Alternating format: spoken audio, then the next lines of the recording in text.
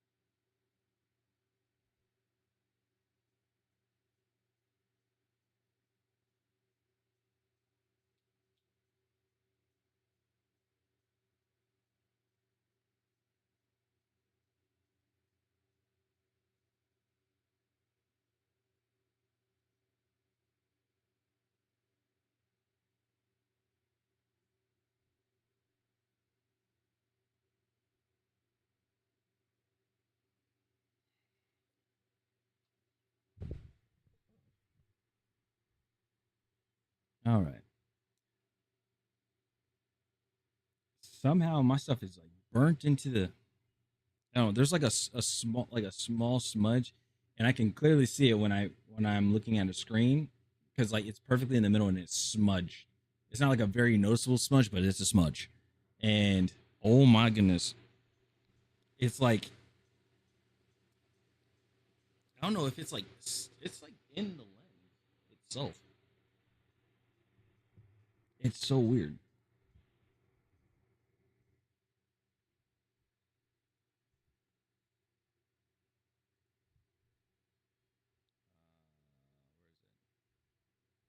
There you go. Yeah, it's weird. It's like it's in the. I can see it.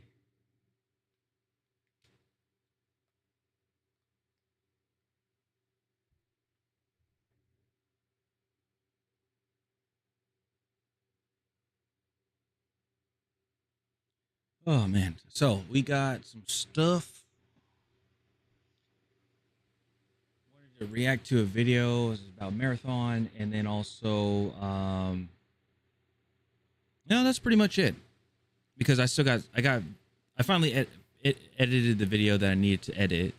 Um, all the other stuff that we covered over with the like game industry stuff, I'm gonna work on that tomorrow. Get those uploaded. So you guys might get two video uploads in one.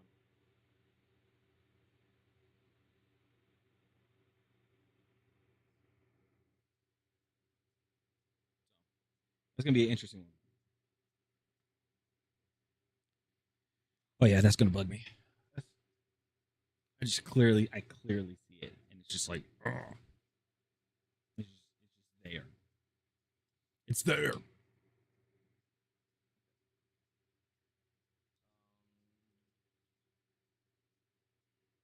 Make, yeah, make sure my phone is charged. It's not. Sorry, I'm all over the place right now. I'm super all over the place. Okay, let's get this all going and everything. All right, and yeah. All right. So, hi, hello, everybody. How you doing? Hopefully, everybody's doing very well. Doing good. What a day! What a day! Um, anybody watching the CDO? I was watching it. Gosh dang it! Gosh dang that! It's crazy. Optic, they are in winter semifinals facing FaZe tomorrow. And whoever wins that goes to grand finals. I believe, yeah, they go to grand finals, and then I believe that losing team faces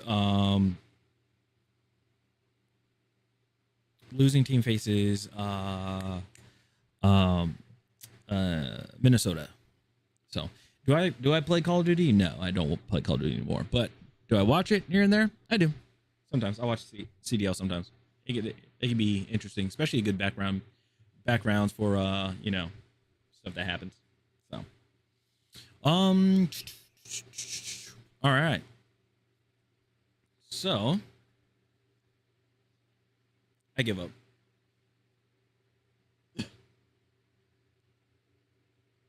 I give up on these glasses. I'm gonna have to like really clean these lenses. It just it's just like it's bugging the heck out of me. So I wanted to wear the slim ones because they're more comfortable. But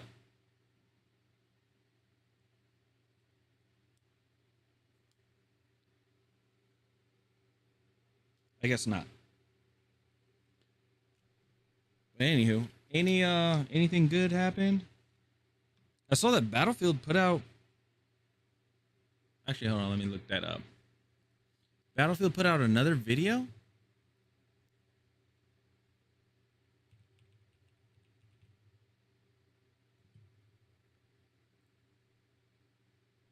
They did. All right, we'll be sure to check that out too.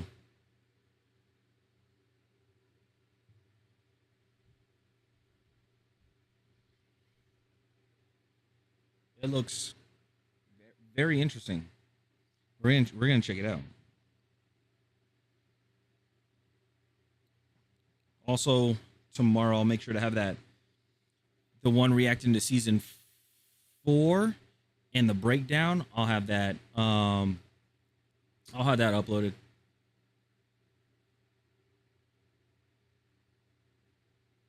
Why does it? Hold on. Why is my thing like? Is my stream titles messed up, huh? I feel like it is. Because I just realized I looked at it and it's like twice. Yeah, it is.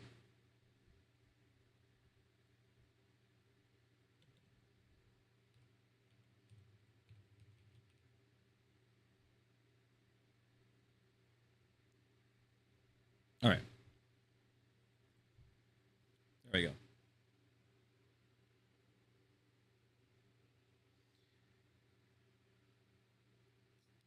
Now it doesn't look super crazy.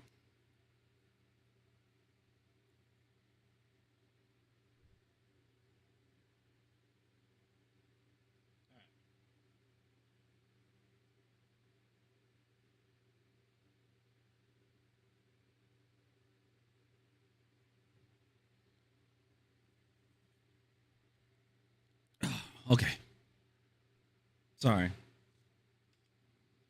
There's everywhere right now. Oh.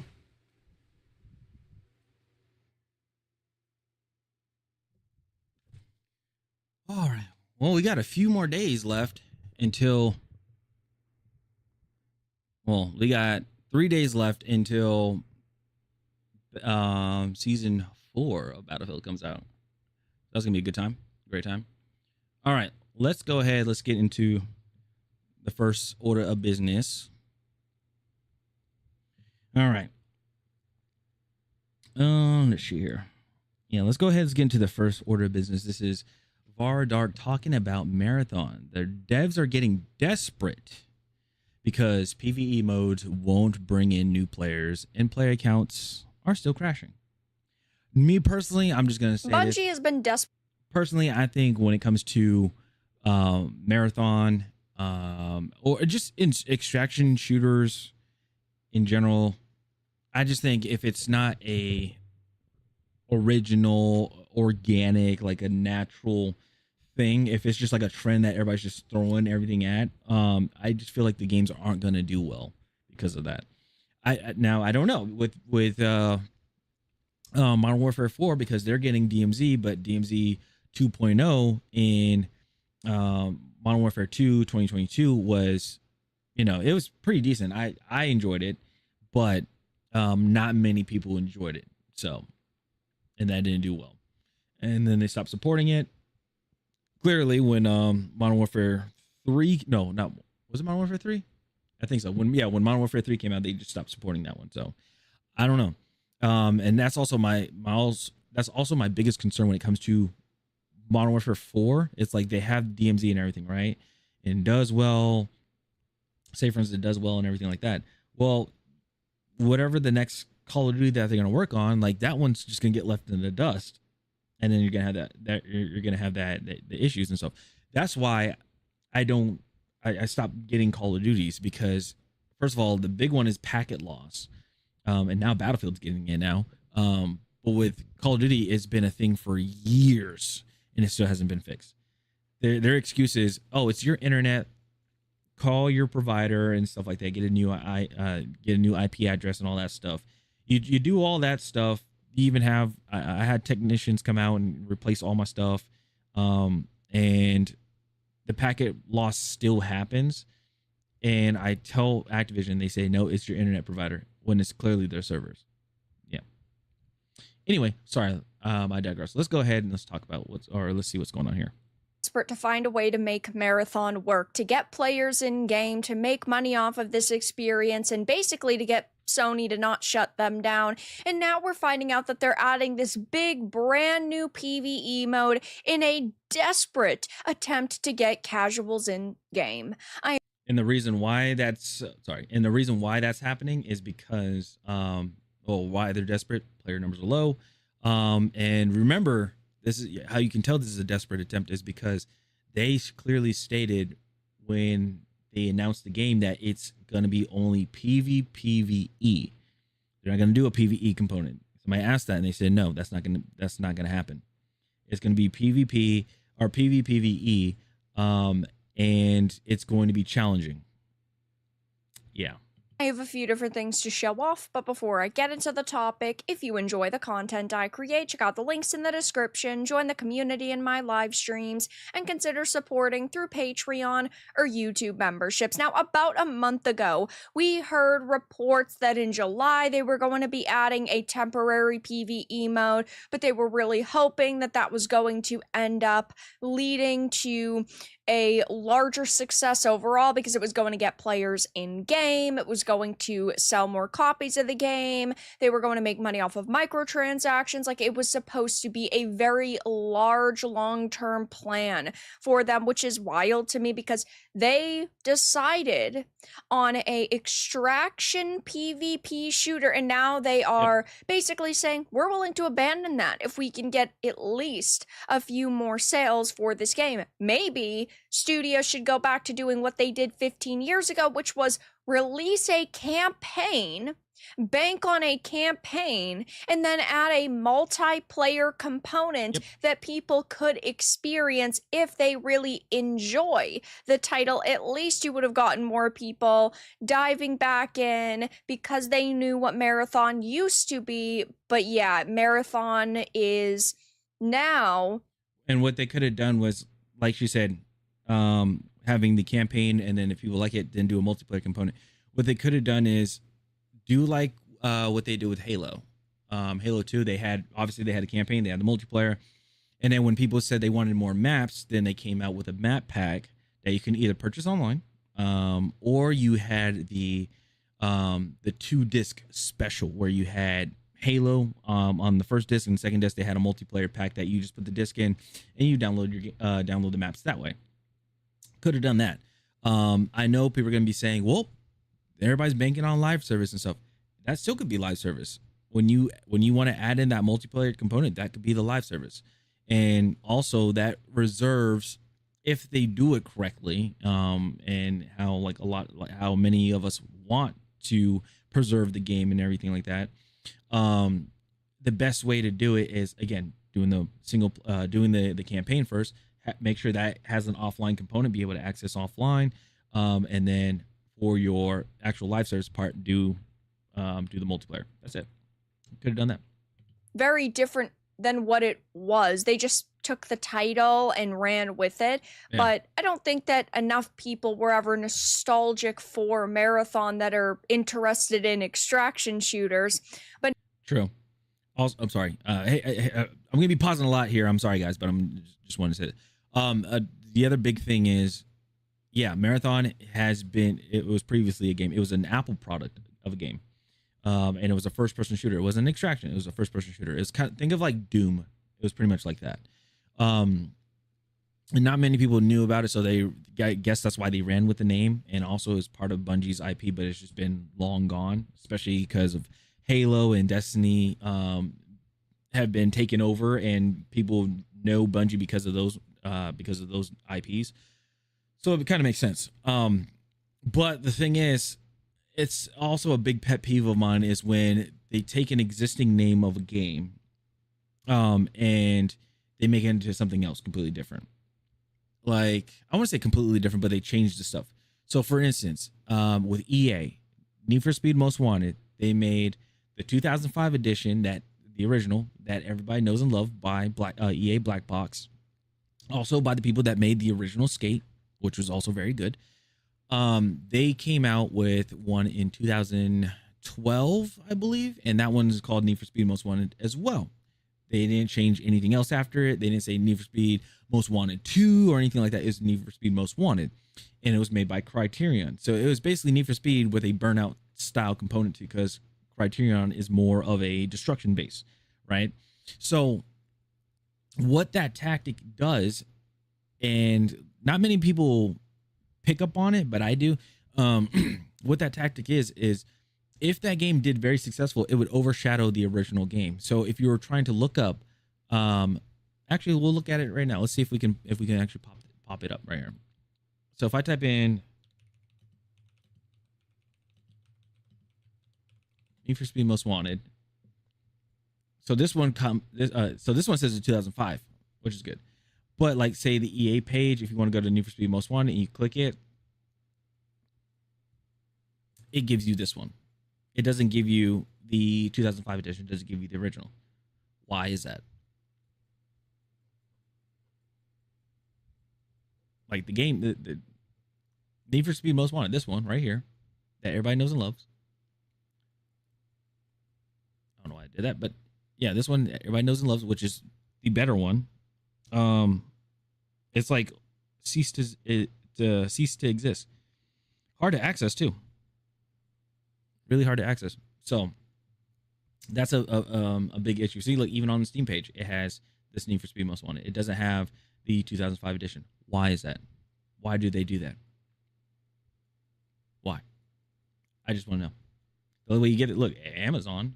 But when I ordered mine for Amazon, guess what? They gave me this one, and it was false advertisement. So, yeah, one of those big issues that I have when it comes to games that have the have matching IP names, and they don't make a slight adjustment to it.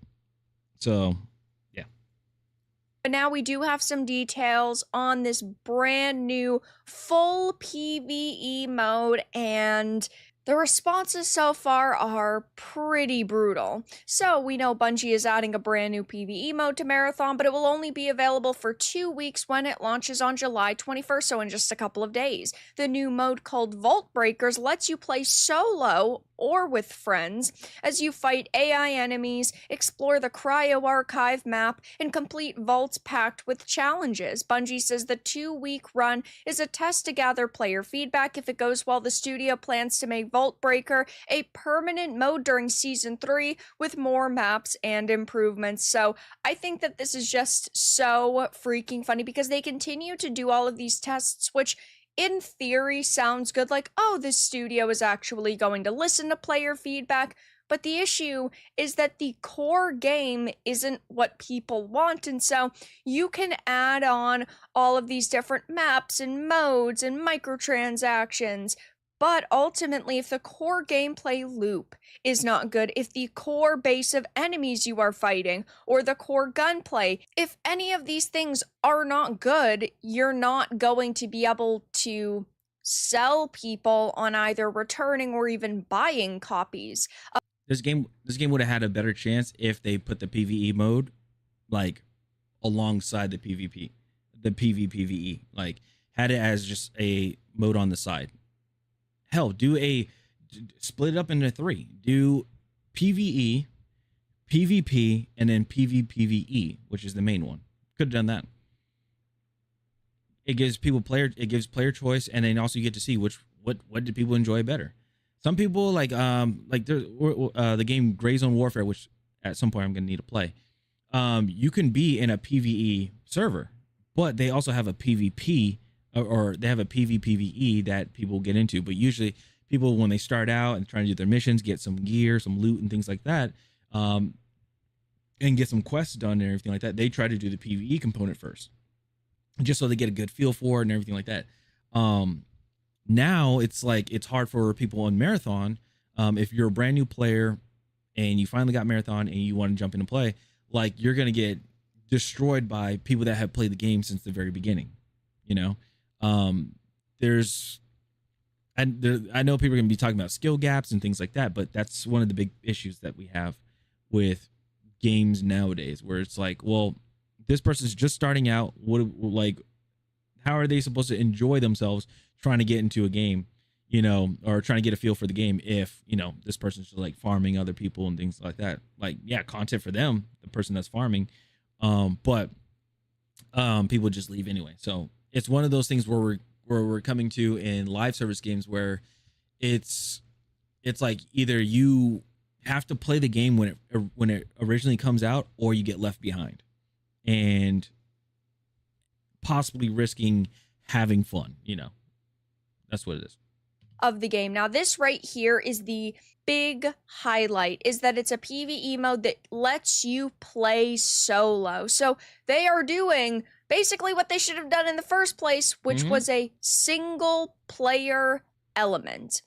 It is obvious, though, why they are doing this. They are desperate to make this game successful. Yep. And I do give them credit that they are trying so hard to come up with different ideas, but ultimately these ideas are not working, as after Season 2's release and the free-to-play week, which clearly didn't sell a lot more copies of the game, or... Yeah, if you are not doing well, like if you have a free-to-play week and it didn't really blow up numbers, it didn't at least meet the initial I was gonna say initial entry, but the initial, player count, the 88,000, if it didn't even meet that, that is a problem.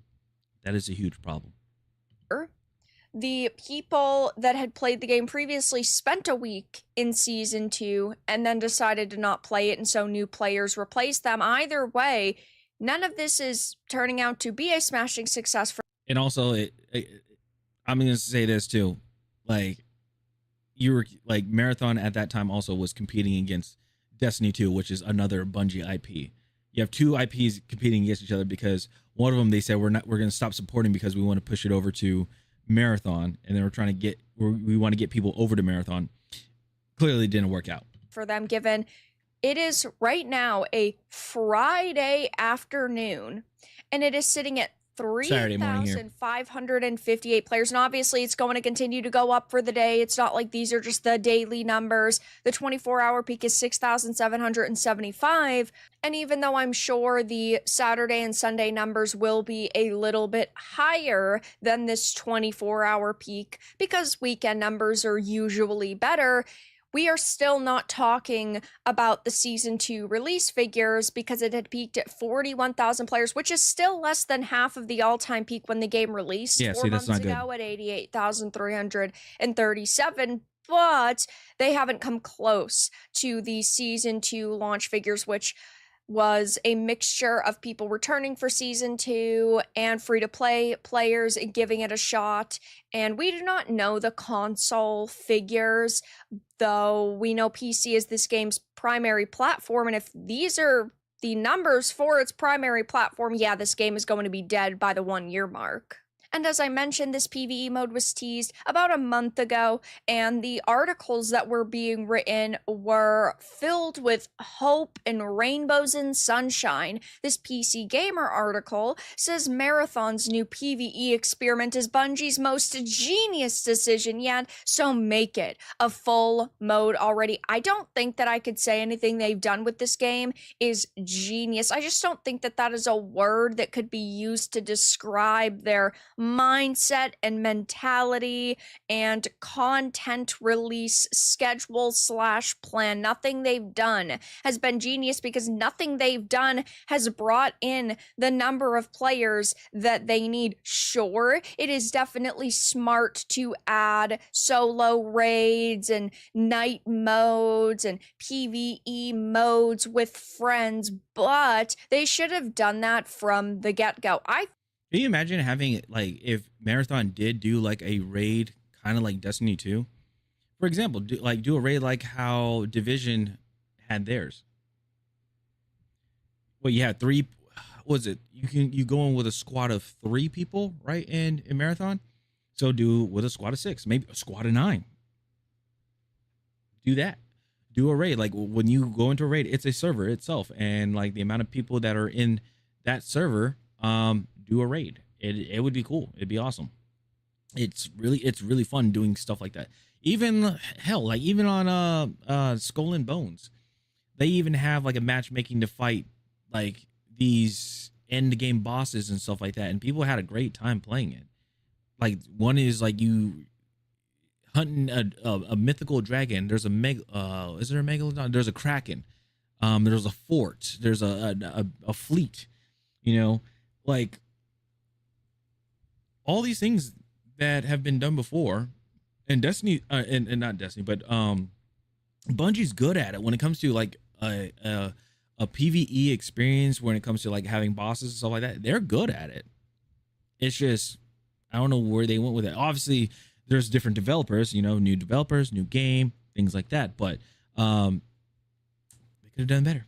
Think that they were always planning to release a PvE mode, but they weren't planning to until much later down the line. But because they have had to I think it was on move up their Backburner. release schedule and pump out content in a desperate attempt to keep around the few players that they had, they have ended up in this situation where they are releasing something like the PvE mode much sooner than they initially anticipated. Obviously, that is not confirmed. That is just my guess, but it looks just like another desperate attempt to save this game, and it's clearly not working out that well. Yeah. There are Bungie designers posting on X saying they are working as hard as they can to make this awesome, and they will see y'all soon.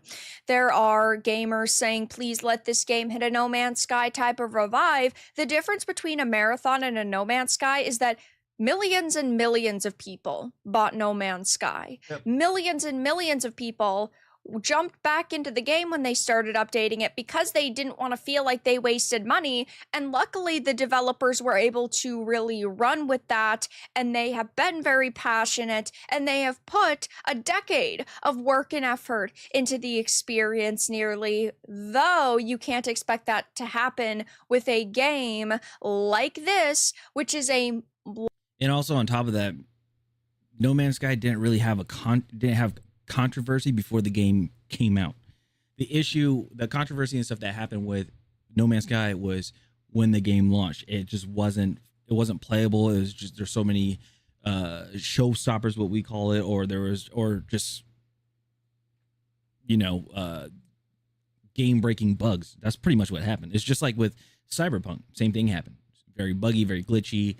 It was to the point where it was unplayable, and then they went back and revived it and everything, and then people started playing it again. Marathon, there was just so many issues. There was controversy before, so that was the main issue. live service multiplayer slop experience. They are just two very different situations. Here is a thread on the news that they're doing the PvE mode, and people are saying they're literally burning millions of dollars on this dead game. Why don't they just make Destiny 3 or something else? Numbers don't lie. And they never should have put $250 million into this game. And that's just development budget. Never. They're not going to make a Destiny 3, especially with the development team that they have now. It's I just gonna be the very bad news. It's not gonna happen. You guys, like, people are like, yes, they should make a Destiny 3, but the thing is, the people that made Marathon are making Destiny 3. It's not the same developers that made Destiny 2. It's not the same developers that made Destiny 1. It's completely different people. So Destiny 3 could be completely different. That's the problem. Mind what they put into this game for marketing. This should have been a lower budget side release, while the core team at Bungie, or I guess I should specify the largest team at Bungie, would be working on something like Destiny 3. I think it is mind-blowing they put this much time and money and work and effort into Marathon, and I think that it's hilarious that it died so quickly. Let's compare numbers after it launches. This is Marathon right now. Yeah, it is looking really rough. What a waste of resources for just a temporary mode. It's because they're hoping the temporary mode is going to stick and people are going to praise it and love it, and then they can implement a full. If you're going to put that much time into a mode, all the resources and money into a mode, you might as well just keep it permanent. It's not only just Marathon, but it's with other games too. It's with Battlefield. The Battlefield community is saying the same thing. Like, we had operations mode that came out with Contaminated on season 3, or season 3 part 2, if that makes sense. We had that, and it went away. They were like, oh, it's only limited time mode. It went away. A lot of people wanted that mode to come back, especially people that played Breakthrough, like myself. We wanted that mode to come back because it was a fun experience. It's close to Grand Operations, and also it's something that's attack and defend. That's not Breakthrough, and that's not Rush, because Rush is not in a good state. Let's put it that way. But anyway, you introduce a new mode, and you say it's a limited time mode. No, you might as well just keep it. Version in season 3. Destiny died for this. Yeah, a measly 3,000 freaking players. The worst thing to ever happen to gaming was to release content during seasons, just instead of releasing it when it was ready. So we get dry periods in games just because of the seasonal structure. And this is a problem that Arc Raiders has. Arc Raiders was a fantastic game when it came out, and it seemed like they were releasing a lot of content, trying their best to actually keep those players around, but then they gave up. And then instead of adapting to the struggles that they had, they said, we're not actually going to release more content more consistently, which is what players wanted. No, we are just going to do one big content drop a year. And that infuriated people. And that is a large reason why it came and went. So, and also there's issues with the cheating and things like that. I understand, and again, and I can't speak for everybody, but it's just from speculation, from what I'm personally seeing. Content creators will play the game through and through. They'll especially full-time content creators that play 10 plus hours on end and will play Arc Raiders. They will burn through content very quickly, compared to somebody that plays the game probably 3 hours a day, or something along like that. The issue is trying to keep the masses, I guess you'd say, try to keep them happy. That's always been a thing when it comes to game design, or just video games in general. Having retention, like having some sort of player retention. But again, since it's online, it's competitive. Whether you like it or not, there's going to be cheaters. Actually, let me take that back. If it's just online in general, you're gonna have cheaters. The reason why I say that is because Helldivers 2 has cheaters. Literally, they do. They have like zero recoil and stuff like that. People are able to like somehow do like a glitch for the what was it, for the war bonds and stuff. So people are just buying war bonds, because remember, you can farm war bonds in the game itself, so you don't have to pay. But people are doing like glitches to get like a whole bunch of war bonds, like where you can buy 5 of them, like that. It's crazy. So these issues that are going to be a common thing in video games, especially live service, cheating and upkeeping content. So I don't know. I will just say this personally. I think roadmaps don't help games either. When they do, hey, we have a roadmap for the next season, this is what we're putting out, because most likely people are just gonna be like, oh, that's not enough. Even though you put a lot of time, a lot of money and resources into that content that you put in there, I just feel like people are just gonna say it's not enough. It's not enough. I'll get through this like that, and then that's it. So it's best bet just get people on their toes. But let's continue. So quickly. So yeah, Marathon is not doing good right now. Yeah. Obviously, it would take a lot for Bungie to revive this game. It would take a miracle to get the amount of players in the game that they need. And this brand new PvE mode is another desperate attempt to make money, to keep people going into the game, to maybe sell a few more copies, but I do not see a way that this is going to work. But that's all that I really had to discuss in this video. Let everyone know your thoughts in the comments below. If you found this important and informative, make sure to give it a like, share it, and subscribe to the channel. And if you didn't, give it a dislike. I appreciate your support either way, but I'll talk to you all again in the next video really soon. So there you go. There you go. Again, it's I'll make sure to share the link, but it's insane to see that people are there you go. It's crazy to see like what is happening with not Destiny, but like with just games in general. And this is why you're seeing, well, this is under Sony, but that's why you're seeing games from Xbox. You see studios, people are getting laid off. They're doing that 3,600 people layoff. They did 1,600 the first day. People are being laid off and everything because of situations like this, where again, not doing like, you know, you put out a game that's not good, that was promised, but it apparently just didn't work out well, or things of that nature. So, oh man. I know there's something going on with Bethesda. That's a very interesting one. Oh, hold on. Let me go to make sure you Rumble. You guys get the link too if you guys want to check it out. There you go. But yeah, it's just with a whole bunch of just a whole mess. It's just a whole mess what's going on right now. So anyway, yeah, let me know what you guys think about the whole situation with Marathon, Sony, Bungie, live service games in general, the game industry. Let me know what you guys think about this whole situation, and what would you do to fix it? Anyway, stop channel. See you guys later. Have a good one. Peace. Alrighty. Battlefield came out with another part of Season 4. We saw the reaction to Season 4 when they announced it, but now there's a deep dive into Season 4. And I got to make sure I put the other one with the breakdown uploaded and everything first, and then I'll put this one on so you guys, so you know, they go together and stuff like that. Anyway, let's go ahead and let's check it out. This is Season 4 Naval Gameplay Deep Dive Battlefield 6 from Battlefield themselves. Here we go.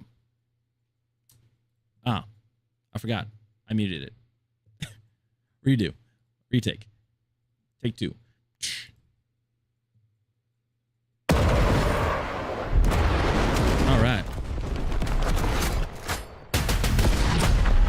Naval warfare is coming to Battlefield 6. Two massive maps, New powerful weapons and vehicles, new modes, and quality of life improvements to make Battlefield 6 and RadSec even more immersive.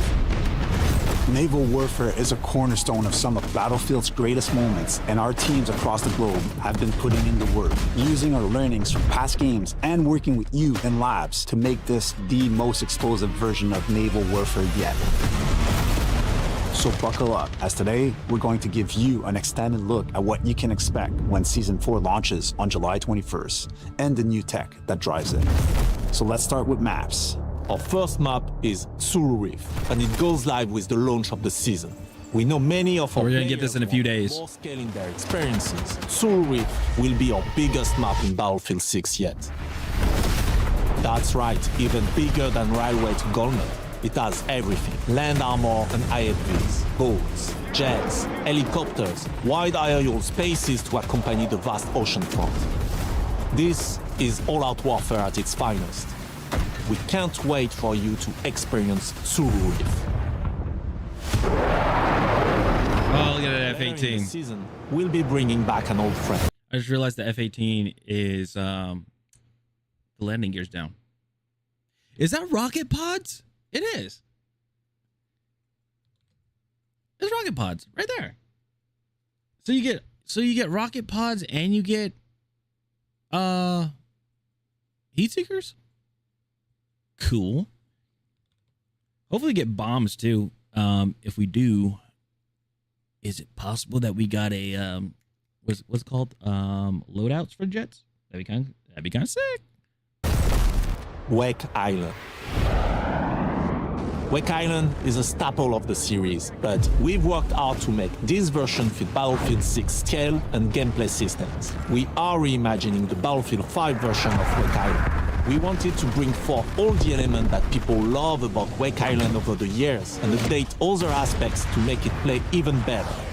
Both teams' HQ will be presented as carriers on either side of the island to create more balance between teams, while a ship has been added to the center of the map to provide cover for naval vehicles engaged in combat. Wake Island arrives with Phase 2 on August 18th. August We have a 18th. new gameplay feature this season that we're quite excited New about. tech. We're debuting the dynamic wave system. Oh, okay. Both our maps this season, Sulu Reef and Wake Island, are surrounded by the ocean, but also contain internal waterways. Waves within these places will react realistically to their environment. Waves within enclosed spaces will be calmer, allowing who's ever at the helm better handling at the expense of being easier targets. On the ocean, But here's the thing: how does it affect aiming? waves will get royal, impacting a number of areas in combat. It's a double-edged sword for the player. Both captains will encounter reduced mobility, and those on board will find it more difficult to aim their weapons. Oh, okay. However, Well, there you go. these waves can also help mask your approach, letting you more easily infiltrate areas or ambush enemies. Waves will even occasionally deflect weapon fire, giving you a temporary shield. Oh, Making the jump from RedSec, the Rib is a lightning-fast sea transport able to carry a full squad. This vehicle's agility and mounted machine gun make it perfect for storming beaches or flanking the enemy. The RCB-90 is a fast and flexible patrol boat built to own the coastline. Equipped with an arsenal of weapons, it can engage targets wherever they may be, land, air, and sea. It's And literally also an features IFV in the deployable water. ramp that your team can spawn on. Smart positioning and teamwork will It's an help make IFV with a- RCB-90 with a spawn- an spawn beacon in it. invaluable tool for naval assaults. A new season of Battlefield 6 means all new weapons to wreak havoc with. The deadly bullpup assault rifle, the EF-88. A Dog. versatile weapon for those who want to storm the front lines or fight from a distance. The Bren 3 carbine is an absolute lethal mid-range option that's perfect companion for fast-paced coastal combat. Meanwhile, the VSSM is a DMR with an integrated suppressor and the capability to go full auto with a flick of a button. And later in the season, we'll be debuting a new sniper rifle. The HCI is chambered in a heavy caliber and built for extreme long-range dominance.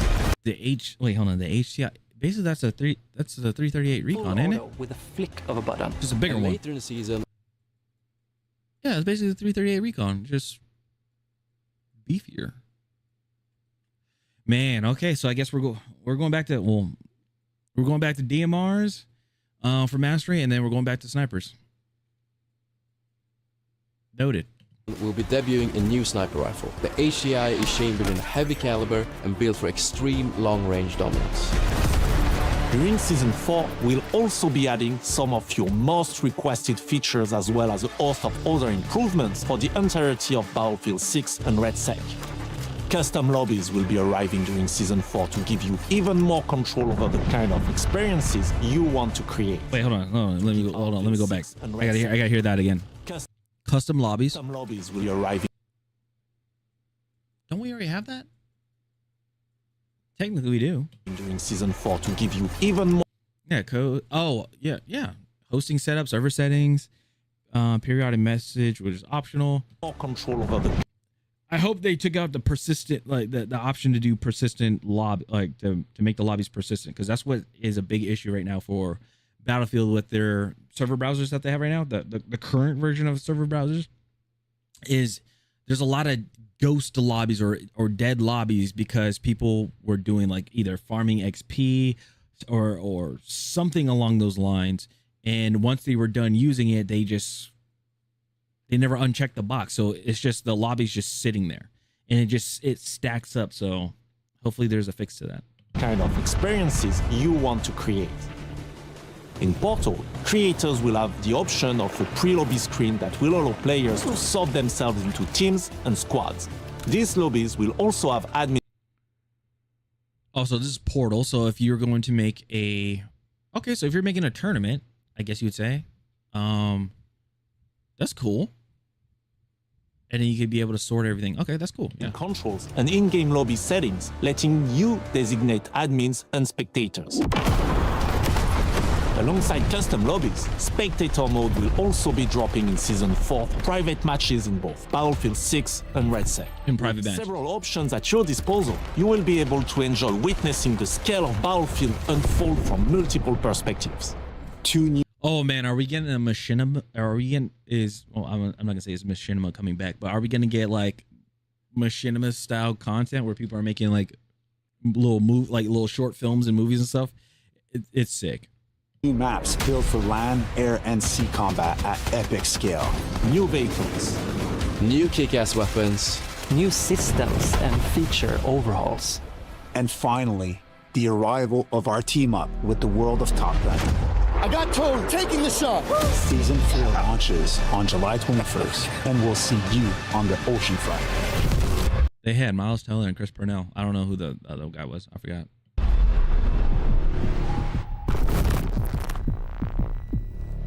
Hold on, what is it? No military weapon, vehicle, or gear manufacturer is affiliated or has sponsored or endorsed this game.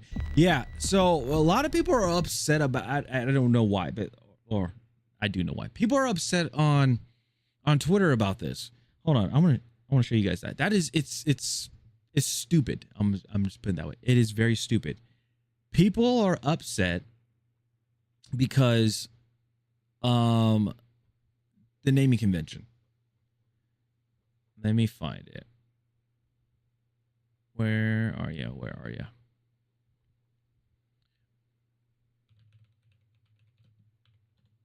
It was like the jets and things like that. I'm like, it's the licensing. Like they didn't pay for the licensing. That's the problem. They didn't pay for the licensing, so guess what? You can't use it. If they do, you're going to get sued. It's that simple. You're just going to get sued. And you don't want to get sued by weapon manufacturers. Where is it? I think it was F-18. The people were talking about it was the F-18 and F-16. And I saw it and I laughed. I just laughed. Oh, this one is a funny one too. So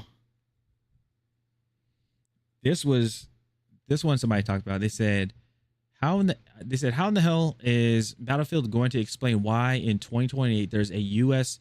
Navy F-14 Alpha being used in frontline service? Why not? Why not? What's wrong with having an F-14? Like, it's not like it's a real war that that's in Battlefield. Ace Combat, they've been using F-14s since the beginning of the franchise. So I don't understand why that's a problem. People are like, that's the issue that I have, where people just like, they want to compare it to like real life stuff, and it's like, it's a game. Like, yeah, the F-22, which is actually called the F-97 Kestrel. It's in like, that's the naming convention in Battlefield. But guess what? People still call it the F-22. The F-61 is the F-16. It's just you know what it is, and it's just so you're not gonna get sued. That's the other thing. Here, this is another one. This one is a good one too. Like this one, the F-18 Super Hornet. It's called the F-81 Foxtrot. Super Spectre. We know it's a Super Hornet. It looks like a Super Hornet. It flies like a Super Hornet. It's a Super Hornet. That's it.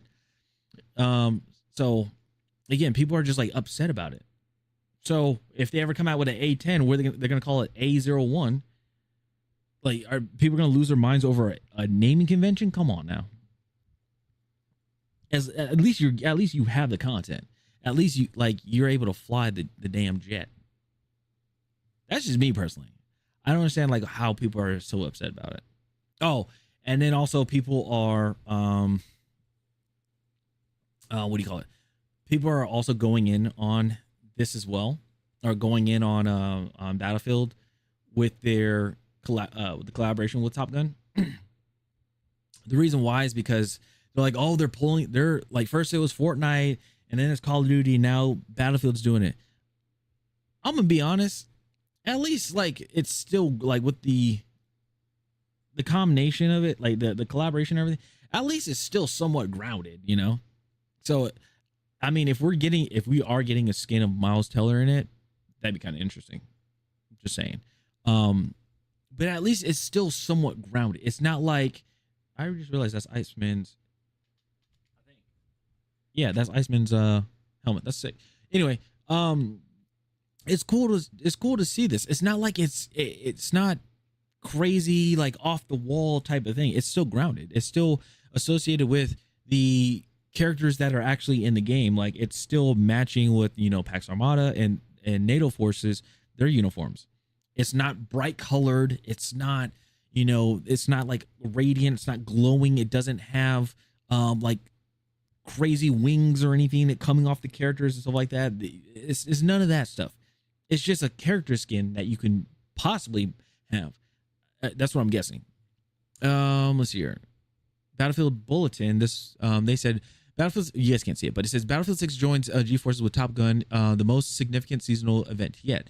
Take on 2 themed modes: Gauntlet, Fighter Sweep, and Carrier Strike. What?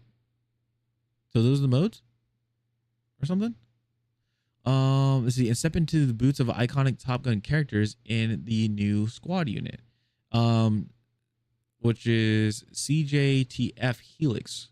Reach new heights with event challenges, themed cosmetics, and new limited time currency. All built for aviators who master their skills in the skies. Jump in the cockpit and prepare for takeoff. Like, I don't see. I don't see a problem with it. I don't. It's nothing.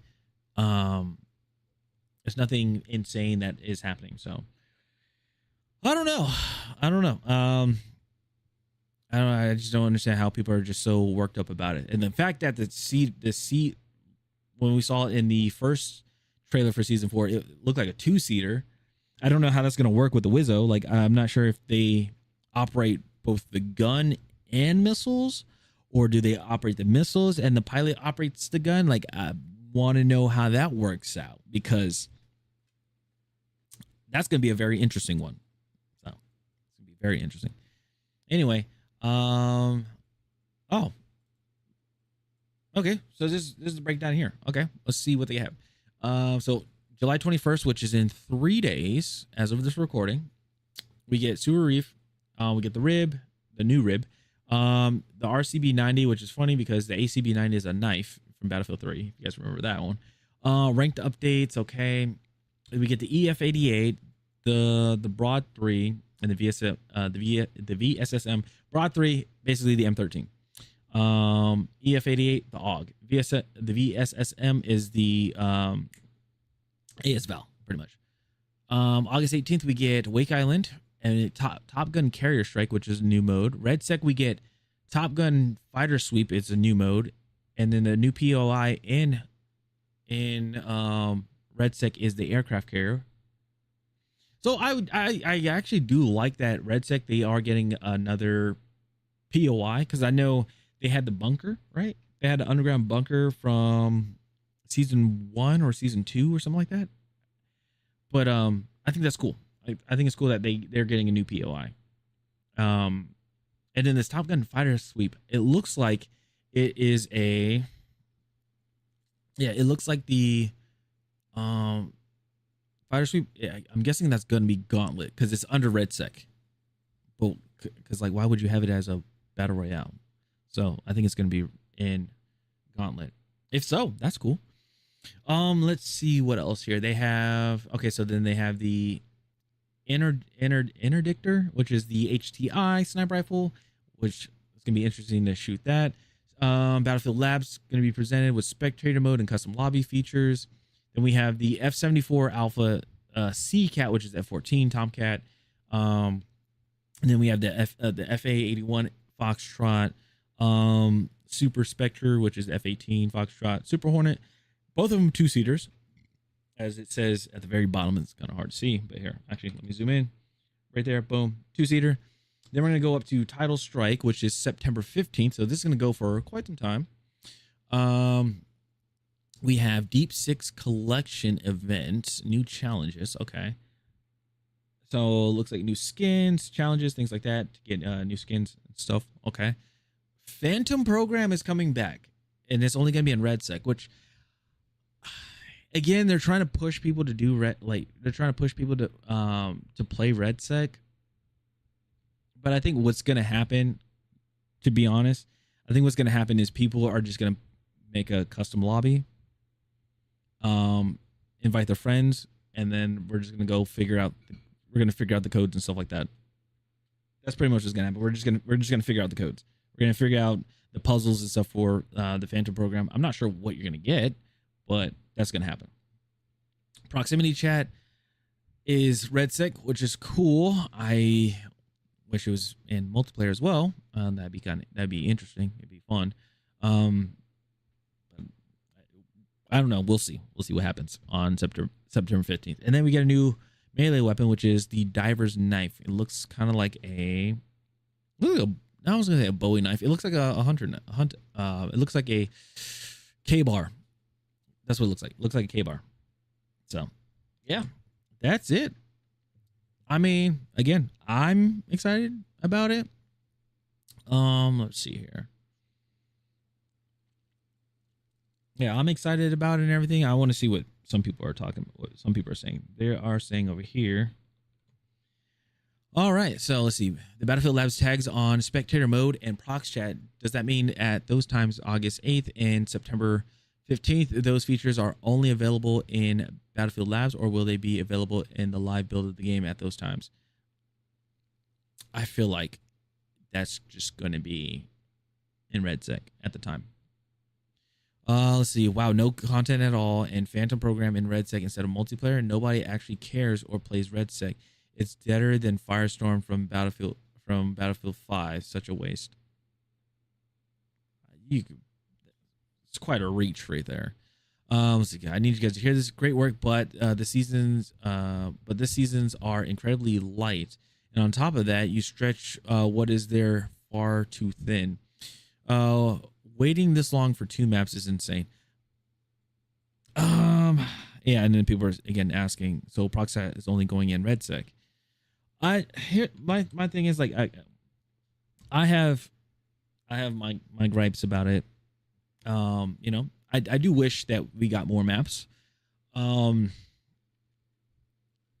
thing is can these maps, and I will always ask this question from season 1 to season 3, season 5, to however long we're going to keep going with Battlefield 6 is how long can these maps tie over people until like the next map comes out? That's the thing. Again, when like Blackwell Fields came out, when Eastwood came out, it only took like people a day or two. They played it and they're like, okay, that's it. And then they went to go play the other mode or went to go play other maps. When it came to, you know, Contaminated, people were playing that because they're like, okay, it's new, something different. It's an improvement, which is great. But then it was like, okay, already done with that.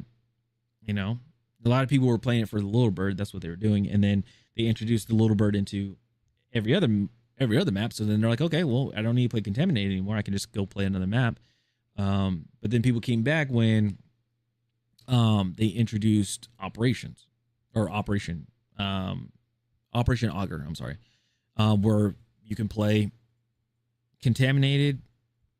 Is it Contaminated or Contamination? Contaminated and Hagental base all in one sitting, which is awesome. So again, it's just like, how can this really tie people over? That will always be my concern when it comes to the live service games and when they put out content, is how long can this tie people over until they get bored? Some people will take a few days, some people will take a few, probably take a few days, some take a few hours, probably a few weeks, who knows, depending on how people feel about it. So anyway, that's all I got for this video. Let me know what you guys think about Battlefield 4 or Battlefield 6 Season 4. I'm sorry, and the new content that is all being posted, or all the new content that's coming out. Are you guys flying jets? Are you guys coming back to the jets? I feel like I'm coming back, and curious about the two-seater. If somebody wants to be my Wizzo, want to be my backseater, or I can be your guys' backseater, it doesn't matter. I'll be happy. But anyway, it's Alpha Channel. I'll see you guys later. Have a good one. Peace. All right, guys. Yeah, so that's a very interesting one. It's a very interesting game. Let's see here. Ooh, let me put music on it. It's kind of, there you go. It's a little quiet. Don't like that.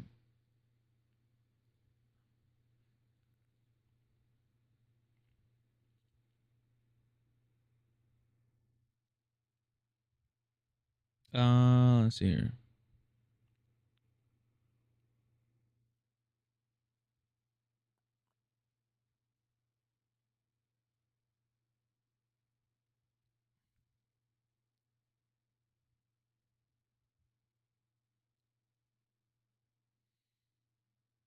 Oh, that's a very interesting one.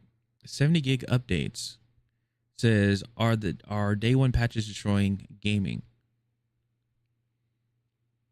I think so.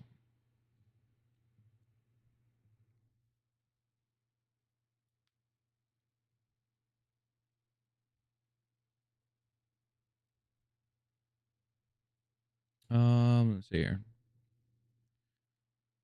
Bethesda's bombshell announcements. I'm curious. I want Bethesda. Okay, that scared me. All right.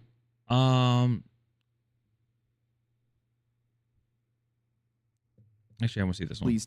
Sorry. So this is, we're just reacting to it, but we're not, no recording or anything like that. Nothing like that. This is Legendary Drops talking about sick of games industry pretending to be Hollywood. And to be honest, I am too. I'm tired of these games that are trying to look like movies. Like they're really trying so hard to look like movies, and it's not working for them. I'm sick of it. Tired of it. I want it to go away. I want passionate. I want people that are very, very passionate about creating a game to be designing these games, to be developing these games. Like for Ubisoft, I would like to see people to make a Ghost Recon Future Soldier, because they're like, we really need to go back to having Ghost Squad being tactical. We need them to take out, you know, this ultra nationalist or this militia group or something like that. Like that was awesome. Honestly, I think that's not going to happen. To be honest, because of how things are very political now, and people are very sensitive with politics and things like that. But I'm not saying that you need to make that be incorporated with politics, like be like, oh, this is an actual true event thing. No, just make the game and just be like, all right, this is what's going on. This place and this place, and that's it. You're like how it was with Battlefield. You know, Battlefield, we had the U.S. versus Russia. We had the U.S. versus China. We had the U.S. versus Middle East. We had all these things. We even had, what was it, Russia versus Middle East or Russia versus China? We had that too. So do something like that, you know. Ghost Recon, we've had the original Ghost Recons. We had what was it? We were in Mexico stopping a militia group that conducted a coup, like, right? We had that. We had a what was it?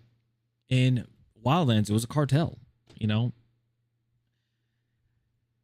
We could do those things, but I feel like it's just like they're gonna say, "Oh, it's too much red tape, and we don't want to do this because it's gonna look bad and stuff like that." Well, your games are looking bad. The games look bad. The games play bad. Like at this point, you might as well just give in and try it and see what happens. But anyway, here we go. Tell me that you guys understand where I'm coming from with this. I am sick and tired of the video games. Oh, he moved. Nice place. Nice. It's carpet too. That must be a lot of heat. Anyway. Industry so desperately and so pathetically trying to be like Hollywood. Oh, do they want to be a part of that crowd? And everybody can see it at this point. I think that anybody with eyeballs can look at any AAA game in the industry and say, yeah, that's exactly what's going on. They Intergalactic, the Heretic Prophet. Can pretend like that's not what's happening. They can say that's not what's happening, but we can all see it. Constantly following the exact same themes, using the same casting habits, bringing in these prestigious voice casts that just so happen to be filled with Hollywood voice actors, modernizing old stories and characters so that they can fit a modern audience that everybody seemingly doesn't believe actually exists. Theater kid level writing and self-insert, setting hundreds of millions of dollars on fire to be able to make these games look that much more cinematic and much more realistic. And all it's done is led to games feeling... Oh, he forgot one. Having these actors and actresses, voice act for this game, but then they want to spit their activism online that hurts the reputation of that game when it's not done, and already causing an issue with the studio, making people not want to purchase that game. Again, the game's not even out yet. More cheap than they ever have while costing more than they ever have. And that's the conundrum. That's the problem that I'm having right now. That's the core issue here, because where did it all go wrong? How did it go so wrong? How did an industry that absolutely farmed us now lack the ability to be able to make a profitable or popular game anymore? Half of these guys are just a joke. And then it dawned on me. People don't have creativity. People don't have originality. That's why we have so many remakes. That's why we have so many remakes, so many remasters, and they're really tugging on the nostalgia card. That's what happens. They are desperate for the approval of an industry that doesn't even think they exist. They're not even on their radar. Meanwhile, they're making games, they're making products for an audience that doesn't even want it. And in trying to follow Hollywood's footsteps, they haven't taken the time to realize that the amount of time that it takes to make a game is what's making their results so much worse. So today, I want to talk about the games industry's obsession with Hollywood. Yep. How chasing a failing industry also then leads to failure, and how in mimicking Hollywood's formula, they haven't realized that time matters more than it ever has. True. And these guys are running out. I don't think I fully understood how deep the obsession with Hollywood had gotten until I had seen the reveal for God of War Lawfare. Now, I already had a lot of problems with what they had shown. You guys already know most of that. The painfully millennial ironic writing, the spin-off into a female lead, the cast filled with Hollywood voice actors. All of it just felt like the exact same direction modern Hollywood has been taking their franchises for years. But the thing that got me was seeing Jack Quaid wearing this stupid PVC pipe box while doing motion capture for a fucking cube, while the chick who was playing the ribbons on a sword stood there holding a little box on a stick. And I just sat there thinking, why is this necessary? Why are these people even here? This is all just so damn wasteful. They are probably spending tens of thousands of dollars an hour on those actors, the set, the staff, and all the equipment that's surrounding them. You know, I'm gonna be 100% honest. It is a waste. I've done mocap before. I've done mocap. I've had to do the process of mocap. Because I bet you they're using Maya as well, Autodesk Maya, and other software as well. Doing the mocap, and then on top of that, you have to take that data, the animations, you have to clean it up to make sure everything is that flows correctly, that flows naturally and everything like that, right? Doing all of that and make sure it's correct, and then you have to rig it and throw stuff on there to make sure it flows correctly. Oh no, the rig's already pretty much good to go. You just need to refine it, and that's it. Literally, what you could do for the movement of that cube, of this cube, this is all. You can literally just do that in Maya. Just all you have to do is have a ground, have a core, have the bone go to it. And then I guess if you want to, like, how it moves like that, either you can have create the jiggle physics for it, or what you could do is you can add bones to each corner and then probably add it in the midsection as well. So then when it moves, it can like wobble and stuff like that as well. And then you just go through the animations of it, and that's it. You know, you could just do that. It's simple. Point A, point B, and then like, okay, this too robotic. Let's refine the points in the middle a little bit. Boom, done. That's it. Just so damn wasteful. They are probably spending tens of thousands of dollars an hour on those actors, the set, the staff, and all the equipment so much money surrounding them. Then I ended up finding this interview with Games Radar where the director Ariel Lawrence explained that while the box helped them properly space out their scenes, it was not actually required. Apparently, it was just a lot of fun. And that is just so self-indulgent. None of this is necessary. They have the money to spend, so why not spend it? It gives them more time with the actors. If he screamed into the ground, it would have been a lot better.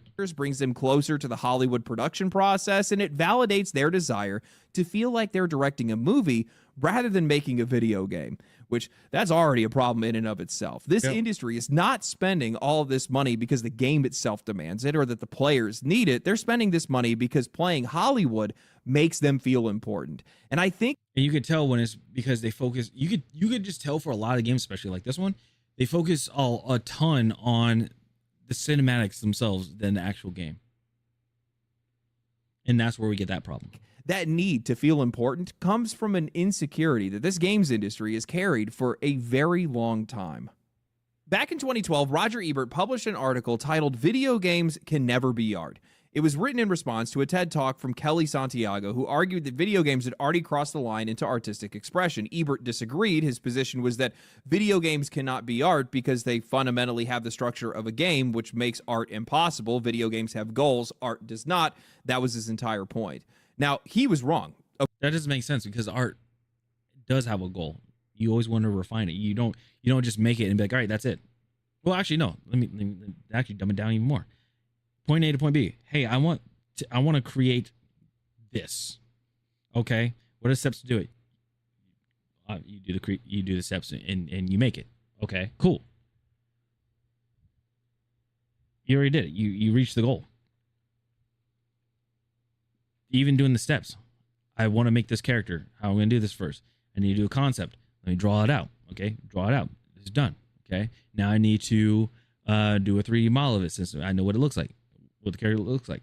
Do the 3D model. Do multiple passes on it. Okay, now I need it to move. How am I going to do that? I need to rig it. Okay, cool. Do this, the skeletal structure of it. Okay, now I need them to move. I need them to do certain move sets and everything like that. Okay, cool. All right, do the animations. All right, cool. Have those done. All right, now I need to put them into a game. All right, upload or put them into Unity, put them into a home style engine, put them into Unreal Engine. Right, import the stuff. Okay, import the animations. All right, now code what the character does. Do all this up. Make the level. Make sure you optimize the level. Put the lights in. Bake the lighting in, or if you want to use lumens, whatever. Make sure that's optimized. Test the game out. Game does well. Everything looks good. Okay, ready to put it out? Put it out. Congratulations, you made art. That simple. Of course. And I mean, in my eyes, I think that video games are like the pinnacle of art, crystallizing the essence of nearly every single medium into one experience. You're literally creating something. Acting, music, writing, everything. Beyond that, his entire argument was judging games according to what movies could do, despite the fact that he had barely even played any games himself. The industry, and honestly anybody in their right mind, should have just rejected all of this. It was a film critic talking about an industry that he's not involved in and a medium that he has no experience with. But instead, that article had set off years of arguments, responses, lectures, all kinds of different things coming from developers and critics that were desperate to prove that video games deserve to stand beside Hollywood. But the one thing in his article that ended up being right and ended up coming true was right at the end, where he said, do they require validation in defending gaming against parents, spouses, children, partners, coworkers, or other critics? Do they want to be able to look up from the screen and explain, I am studying a great form of art? Then let them say it if it makes them happy. This guy was an asshole, but he was absolutely right. They did require validation. And the craziest part is that these guys are chasing validation from an industry that people like me have almost completely stopped caring about. I don't know about you guys, but I flat out just do not watch much of anything coming out of Hollywood anymore. The only television I watch is anime that I want to keep up with, old favorites like Battlestar Galactica, Fringe, and Supernatural, and that's about it. For movies, man, the last time that I went to the theater was to go see the extended Lord of the Rings anniversary run. Before that, I think I saw Project Hail Mary on a whim, which was great, by the way, but before that, it'd probably been 8 years or more. I like campy science fiction, dude bro comedies, low substance action movies, and high fantasy where it feels like I am the target audience. But over the last decade, Hollywood has deliberately moved away from guys like me in favor of re-releasing the same properties or virtue signaling for the sake of vanity. Yep. Everything has to rewrite old narratives, criticize how things are written or cast in the past, or inject modern social politics into it. That might appeal to some people, but for me, I'm just going to tell you guys, it just does absolutely nothing for me. And video games have been following that exact same trend. Yep. They've increasingly moved away from guys like me, taking a socially safer approach to most games that they put out. They've bent over backwards to try not to offend anybody. They've softened their language, limited their gameplay, put more female leads into historically male roles, and somehow have allowed the writing to get worse through all of it. Now, I think this is where some of our opinions might diverge a little bit. You guys are welcome to have your own opinions, but I think a lot of people have treated this like it was the natural result of changing social trends, politics, and investor influence. But I've come to realize that I don't think it's as shadowy or nefarious as a lot of people make it sound, because I think it's a lot more intentional. Because these changes are going far beyond just the characters and tone. It's the games themselves that have changed. It's the entire industry that's surrounding it. AAA games have become increasingly more Hollywood-coded across the board. More Hollywood actors being cast as video game characters. More video game adaptations in movies and television. The industry now has dozens of award shows that have almost nothing to do with the audience, and they're increasingly just feeling like exercises in self-congratulation. You have the Game Awards, DICE, BAFTA, the Golden Joysticks, and about a dozen more on top of that. And at the same time, these studios are pushing harder into fidelity and realism. Writing has become more self-serious and dramatic rather than immersive. Gameplay is taking a back seat, and the entire industry is becoming more expensive, more disconnected from its audience, and honestly, just a lot more self-indulgent. And I want to. And another thing I'm pissed off about is constantly is the Game Awards, not just the Game Awards themselves, but the other Game Awards, where games are judged and voted by a panel, which are, a lot of them are not even related to video games in general. Some of them are like Time Magazine. Some are Apple. Like, what the hell does Apple have to do with freaking video games? Nothing. It's what the closest is a mobile game, a phone game, Flappy Bird or something, but that's it. That's like another thing that pisses me off when it comes to stuff like that. I want to be clear. I'm not saying that games should never be cinematic or that Hollywood actors automatically make them worse. Hell, games can be cinematic, but it shouldn't be the priority. Some of the best voice actors in the industry have been Hollywood actors in some cases. Video games have borrowed from movies for decades. Metal Gear Solid, Mass Effect, Red Dead Redemption, and plenty of other games are deeply cinematic, but they still understood that they were just video games. The cinematics serve the experience. The story served the experience. Increasingly, it feels like gameplay is what developers are reluctantly building between the scenes that they actually care about. I think you can see this most clearly with their obsession with hyperrealism. Studios spending hundreds of millions of dollars scanning actors, capturing every movement, animating. And that's why the other issue. Anyway, I was like, her foot it looks so weird. How did it? But anyway,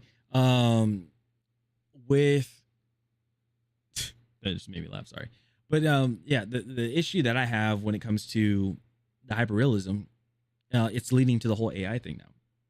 So when people are upset about AI, they're like, well, now everything's going to be AI, it's going to look AI and stuff like that. They're all going to look similar. It's like, well, yeah, it's going to look similar, but just think, before that, everybody was so fixated on hyperrealism. We stopped getting stylized art. Look at, I mean, I'm just, me personally, I'm saying it. Look at Fable original, the original Fable, and then Fable 2, Fable 3, they had their own style. They had their own art style. Now, if you look at the new Fable that's coming out, it's not that anymore. Now they're going into the realism. Like, all these games are doing this hyper realism when who really asked for it? And when you do the hyper realism, then people go into finer details of stuff, like strands of hair. Like, strands of hair in a first-person shooter or in a first-person game where you don't see the person's face. Like, they're talking about they want to see the little itty-bitty pores in somebody's skin. Again, you're not looking that close to somebody's face, just to be honest. Take some clumps of hair, put those together, and just call it a day. Like, you don't need to do small strands. You don't need to do that. Every facial twitch and recreating reality down to the pores on someone's face, only for those games to look almost well, I'm sorry. It was like I remember it was with Gears of War E-Day when they did the Xbox showcase. It was like with Marcus Phoenix, his face has like over 100 bones, like rigged 100 bones in his face so you can do specific facial features, like facial expressions. That is insane. That's not needed. Can he smile? Cool. Can he look mad? Cool. Can he look dead? Cool. This is too much. Exactly like every other AAA game that is chasing the exact same thing. Hyperrealism has become the most expensive way possible to look like everyone else because nearly every AAA studio is doing this now.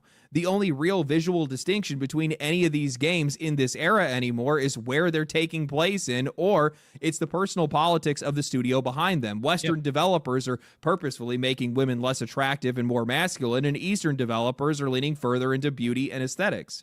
And every step closer to reality requires more specialized roles, more. It's not its own style anymore. It's hyperrealism. It's literally hyperrealism.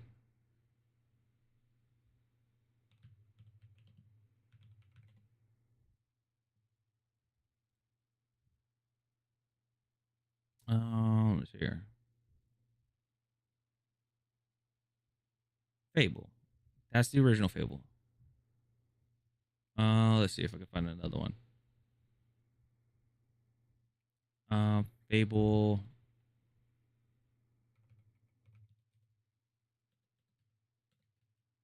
Original Xbox. There you go. Let's see gameplay.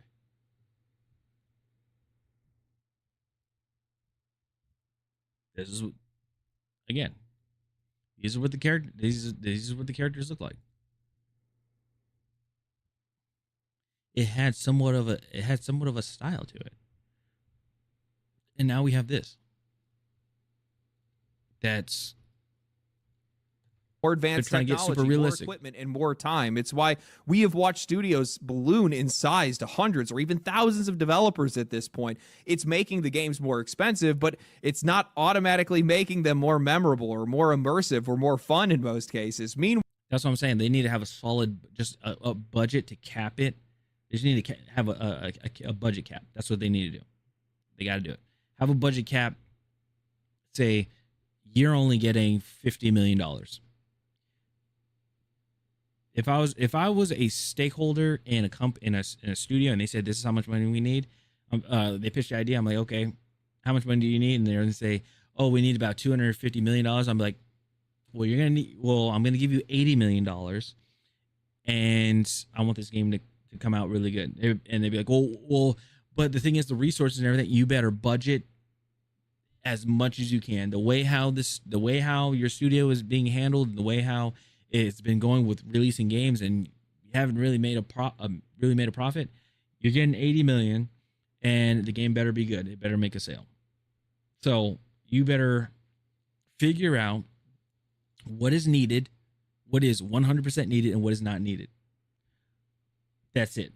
Meanwhile, the games with the strongest art direction, many of them being indie games, can remain recognizable and distinct for decades without ever trying to recreate a real world. Notice how those games are the ones that are succeeding the most right now. Yep. When every single release needs Hollywood actors, full performance capture, photorealistic graphics, and hours of movie quality cinematics, the industry is not just borrowing Hollywood's creative habits anymore, they're adopting Hollywood's cost structures.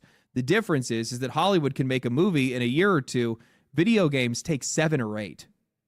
If you guys are wondering where some of this money has been going, why AAA games now on average cost over $300 million to make, this is why. This is where it's coming from. It's wastefulness, it's gluttony, it's self-indulgence. And while some of that stuff is fine, I think that the act of making a game should be fun. These people should be able to enjoy it at least a little bit and have a bit of freedom when it comes to it.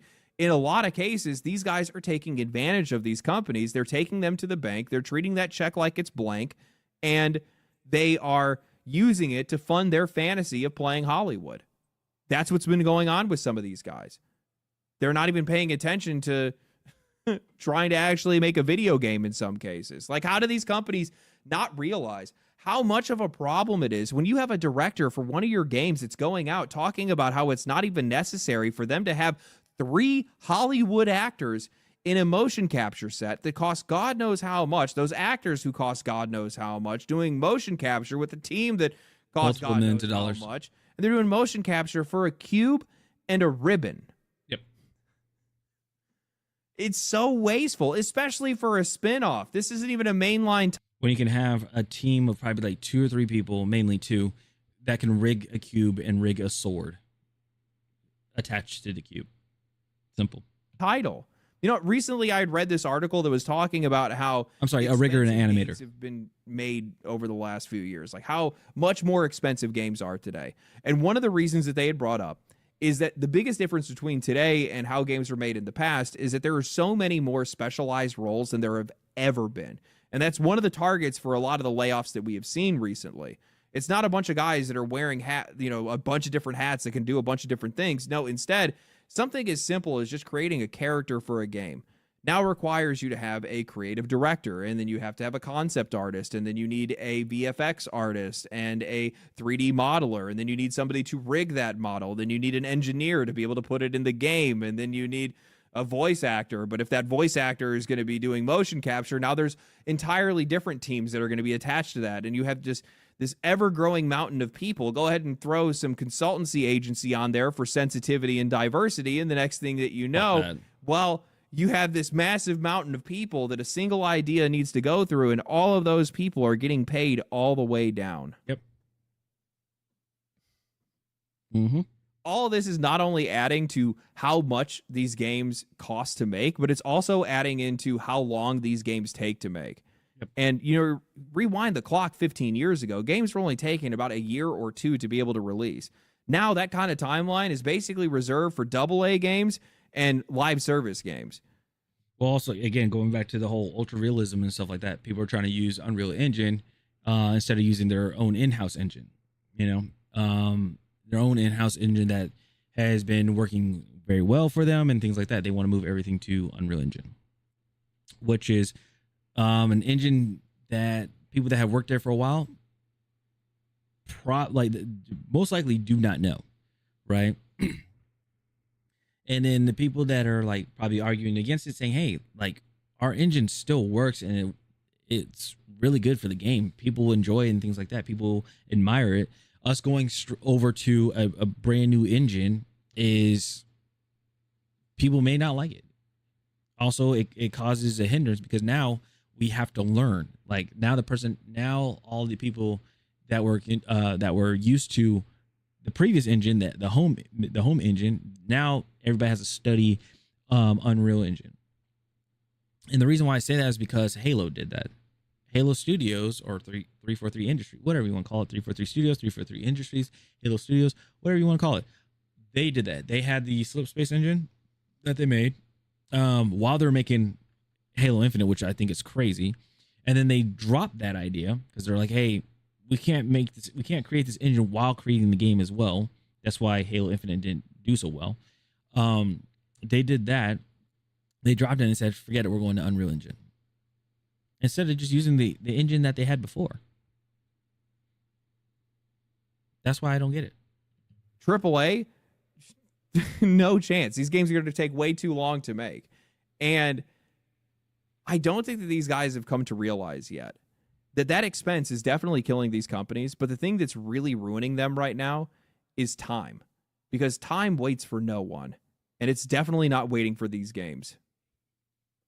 I don't know about you guys, but I have been completely locked into Pal World. I just cannot peel myself away from this game. And after watching it reach absurd levels of success twice now, I started to reflect on what makes this game different.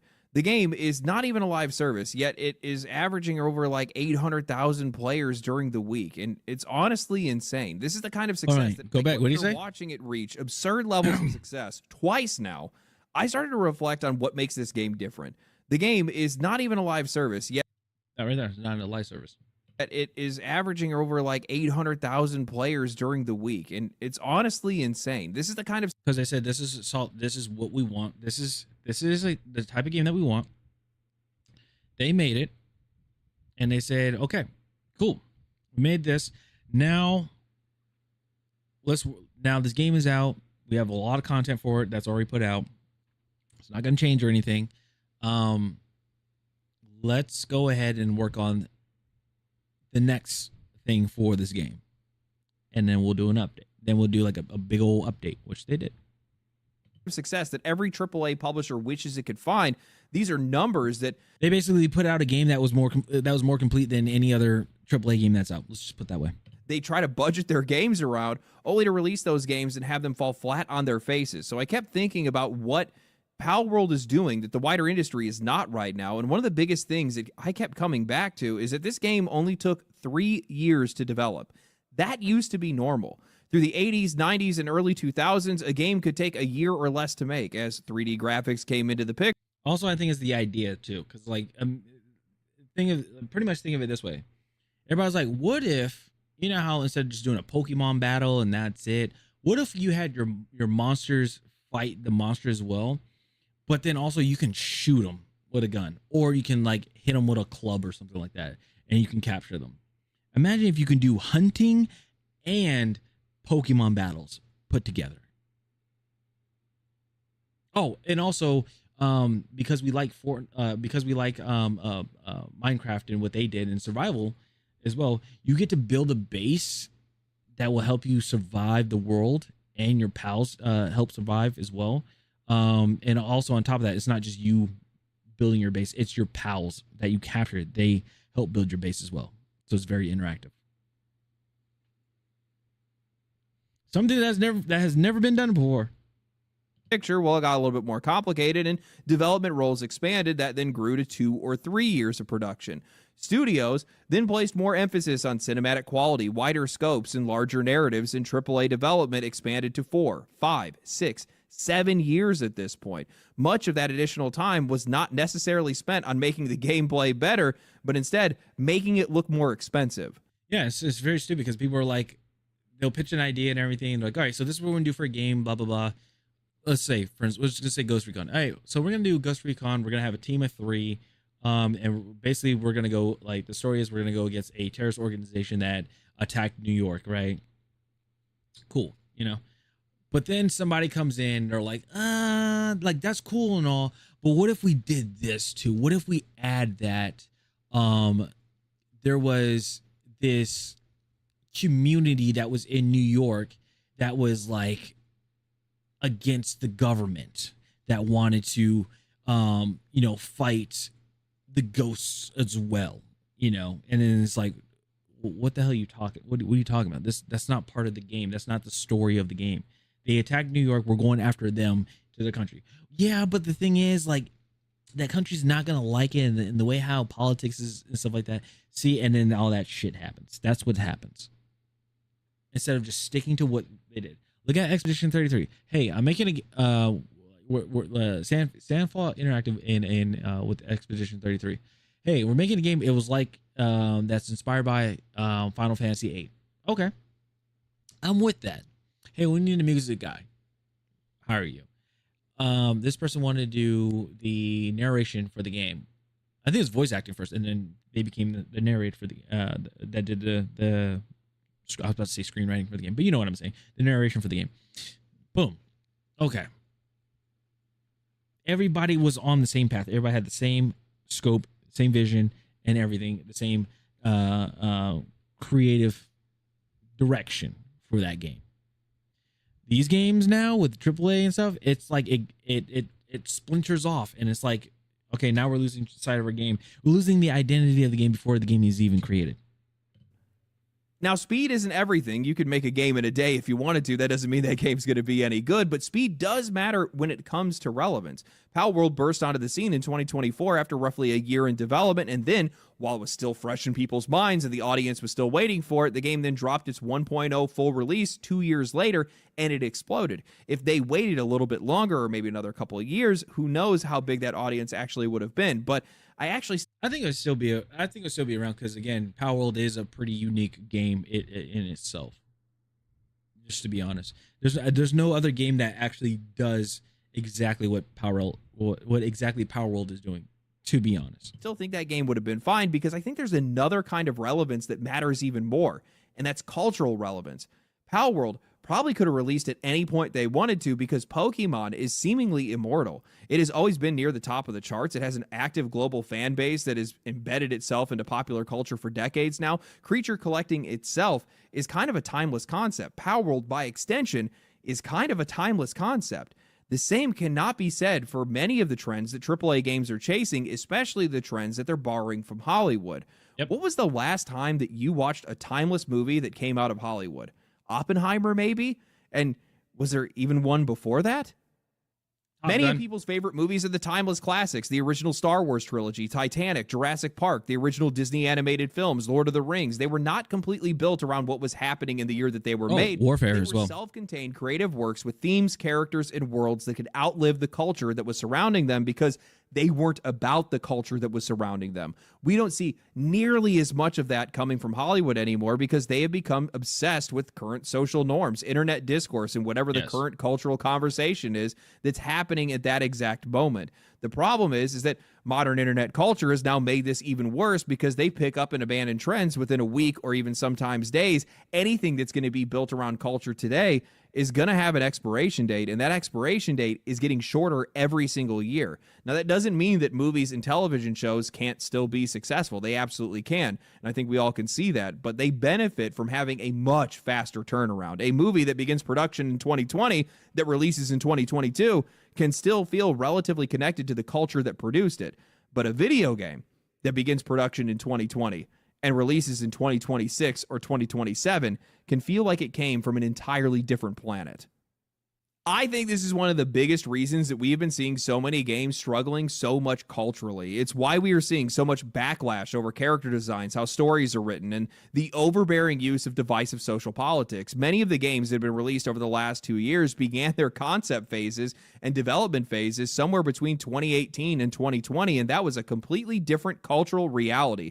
At that time, people were much more willing to tolerate a lot of this stuff here and there. Maybe they just rolled their eyes and moved on, but the reaction usually just ended there. Today, interests, tastes, and culture have changed completely, and more importantly, people have become far more tribal and openly hostile towards anything that's associated with the other side. A few years ago, a game could replace male and female characters with body type A and B and gender swap a character or rewrite an old role, and most people would barely even react. Today, that exact same decision is going to get your trailer downvoted into oblivion and the game having no audience there to show up when that game actually releases. These studios are not necessarily making games for the culture that exists today.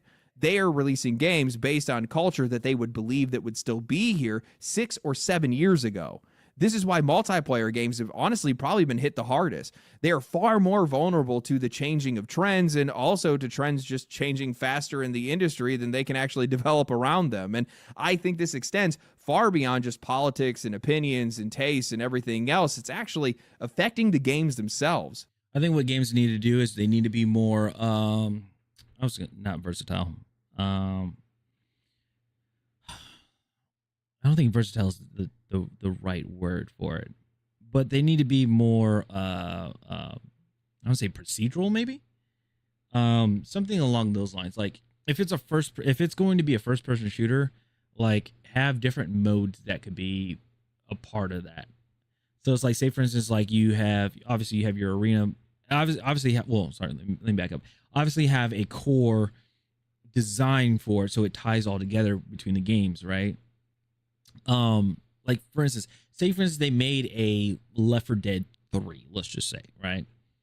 A Left 4 Dead 3, you're still going through the regular campaign and everything, and then they had the versus mode. But let's just say if they wanted to dabble into the extraction shooter, how would you do the extraction shooter? Like how would you do the extraction part? Or like the survival for the extraction part? How would you be able to do that? Something like that. As long as they stay within that scope and that they also are that core design pillars, the core design pillars of their game, then they should be okay. They should be fine. But and this is why it comes to like with first person shooters, it's really tough. It's really tough with first person shooters because right now, it's like it seems like the industry standard for a first person shooter is you need to have a battle royale in it, and that's what everybody has been banking on for like the last almost. The last 10 years, maybe roughly 10 years. It's like you need to have a battle royale in it. But then look at all the games that had a battle royale that didn't do so well. Then there's games that wanted to stick to only having arena shooters because they're like, hey, this is what we wanted to work on. We just want to have arena shooters. But then people are like, oh, you guys should put a battle royale in it. But it's not that many people that wanted the battle royale, or there's not many people that really, really wanted the battle royale. That was the problem. So with that's why we had games like X-Find that didn't work out well. Obviously, the studios wanted to push that game out when knowing well, even the producers and developers said the game is not ready. It's not ready. There's still issues, especially netcode, which is a big one with just multiplayer modern games nowadays that needs to still be worked on. And they said it doesn't matter. You better put the game out. So they put the game out. And then it didn't do well because of that situation. Even though a lot of people liked it, it just wasn't holding up because not enough content was out, netcode, and then on top of that, not much resources were really put into that game. It was all pushed towards Star Wars Outlaws. So it was one of those things. It was very irritating. Look at the endless trend chasing around battle royales, hero shooters, and extraction games, or the flood of terminally millennial Marvel dialogue. These games were approved at a time where those ideas probably made sense to a lot of people, but then they released years later when people were already tired of them. Just look at the wave of hero shooters that came out in the last 2 years. Almost all of them failed outside of Marvel Rivals, and I think a major reason for that is simply because they took too long to make. By the time that they arrived, taste had already shifted and the audience had already moved on. Marvel Rivals only succeeded because it didn't follow every trend that the industry was chasing. At least in my eyes, I think it rejected the obsession with safe character designs and leaned way more into making their cast attractive, and that made them feel far more culturally relevant at the time because that's what people actually really wanted in that moment, while also helping it to stand apart from everything else that's coming out of AAA. It wasn't as complex. It's like, okay, you still have the same modes and everything, obviously. All they got to do, like, what's something new that they can add in? Add new character or add a new level in. But the modes still played the same.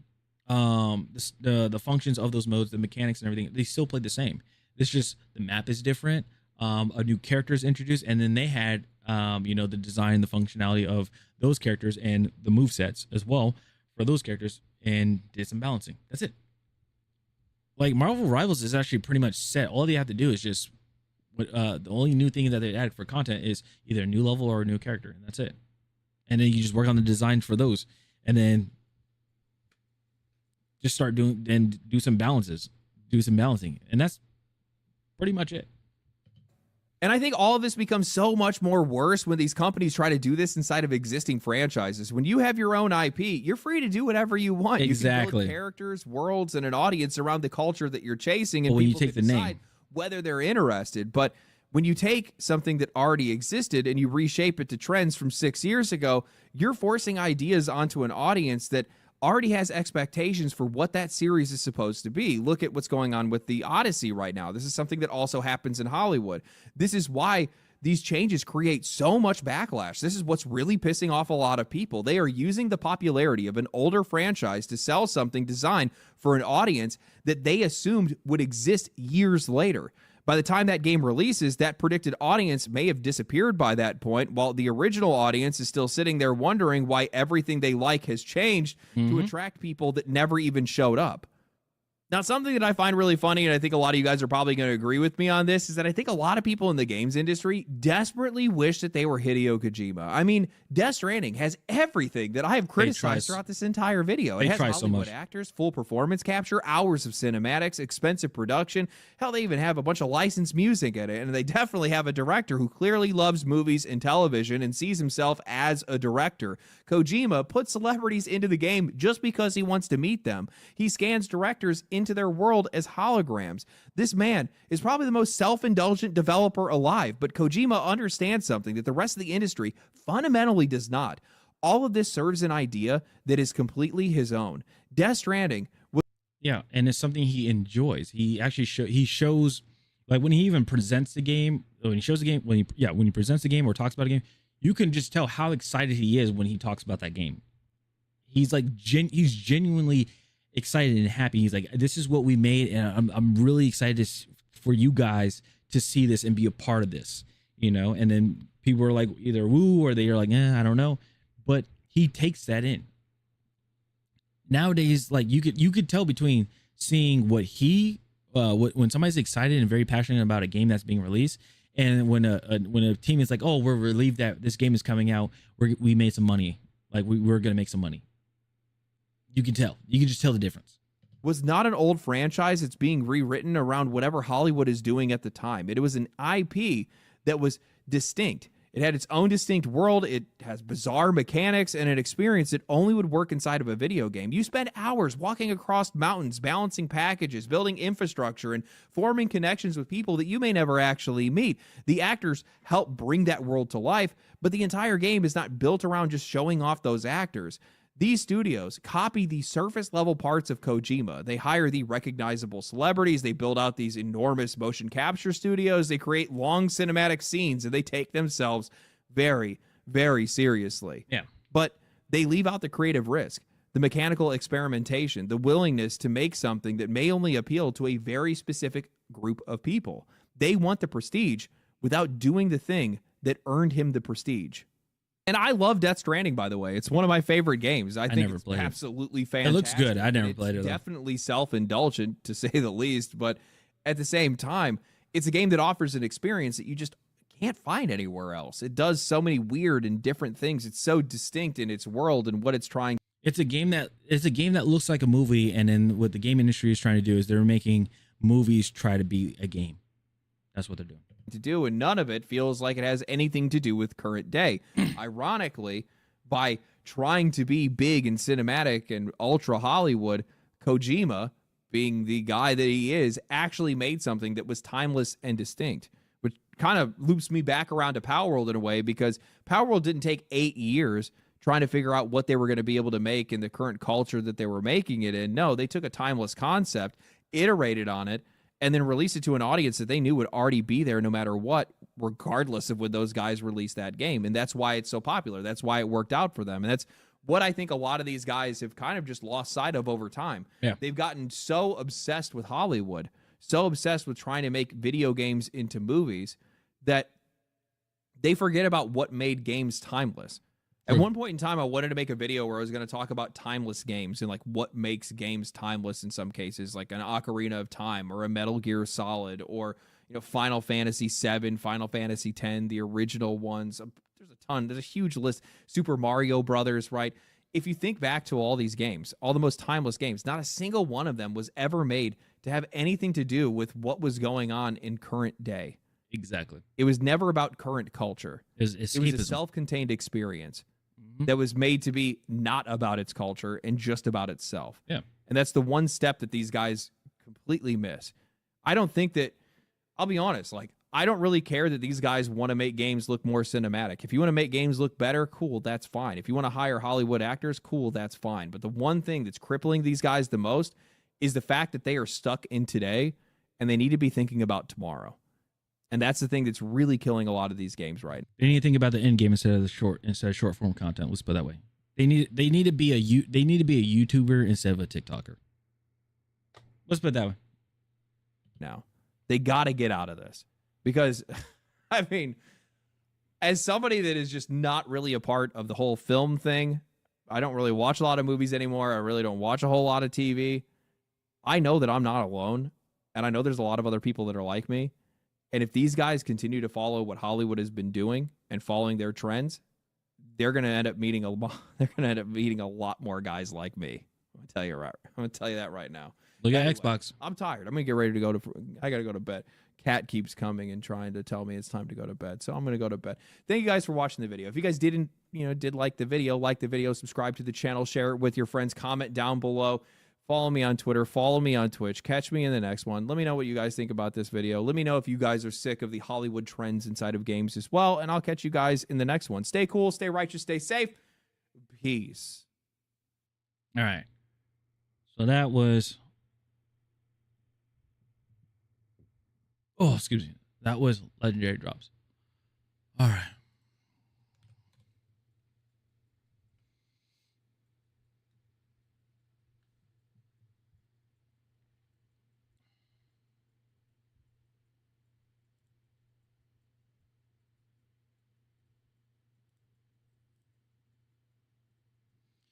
There we go. I was gonna do something. I completely forgot what I was gonna do. Oh, let me go use the restroom real quick, and then we'll do this. Okay, we'll work on the SVK 86. Sorry, we started late. I'll be right back. And Lenovo, I did see the megaphone for 2 minutes, so when I come back, we'll do that. And X-Ray, thank you so much for the consecutive streams out here. I will play. Hold on, let me play the chocolate because you did redeem that. Let's go ahead and I'll play that one for you. So chocolate. Where is that? There it is. Chocolate!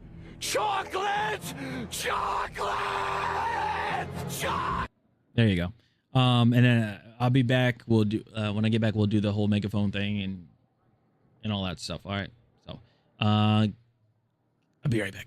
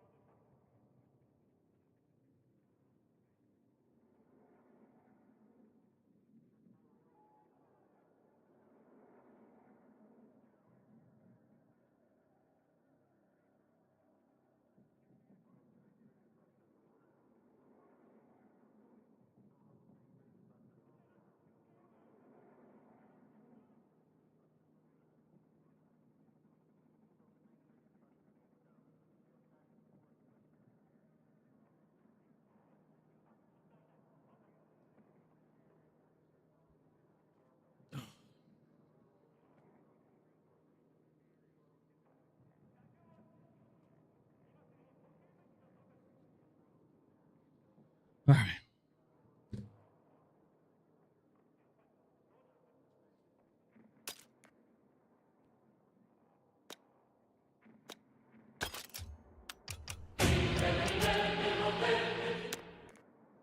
What up, Tommy?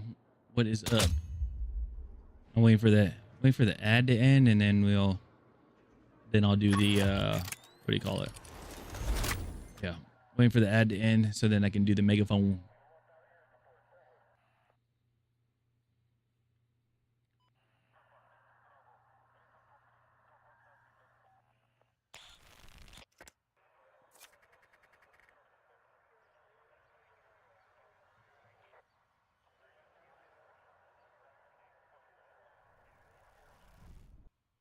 All right, let's see how this works out.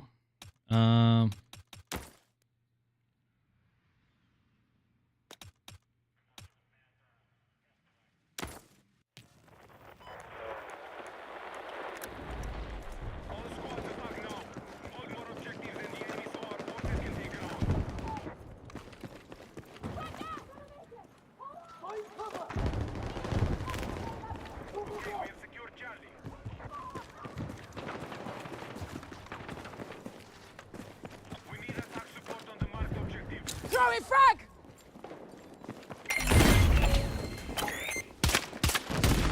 Oh gosh.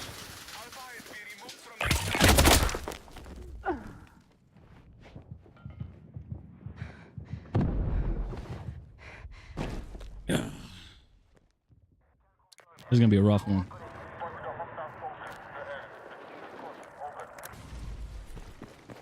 This gun does take a minute to fire, so. All right, we are back to the megaphone. All right. Here we go.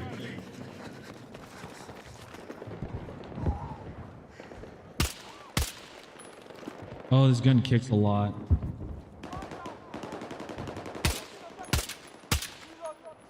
Yeah.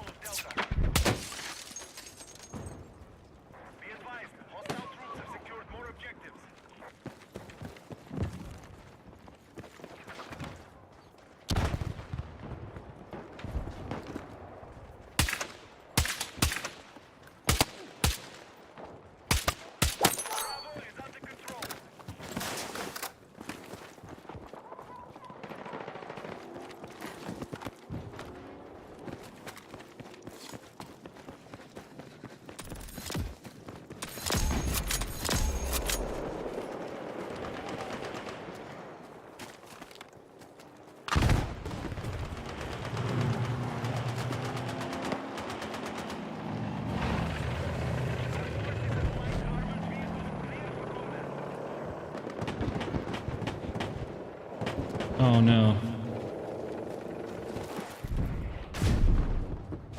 Got the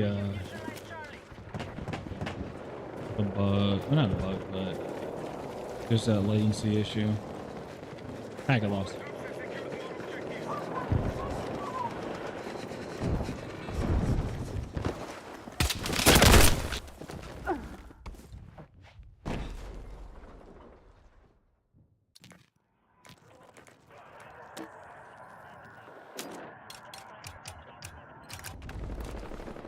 Oh, dang it.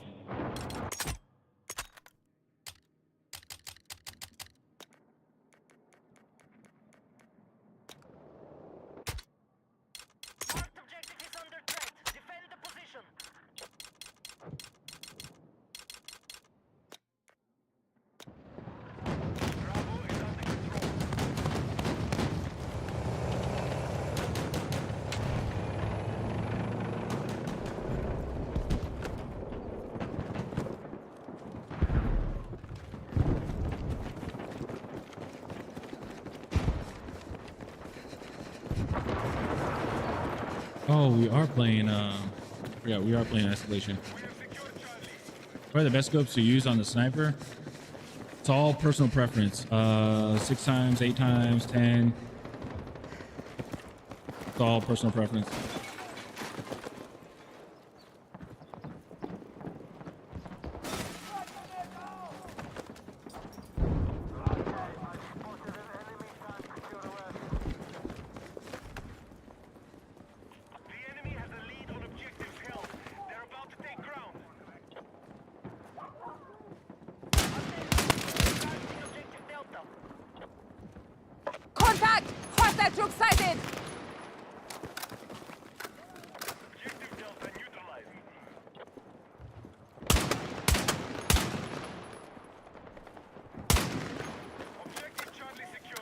I was like, I don't know if that's a vehicle or not.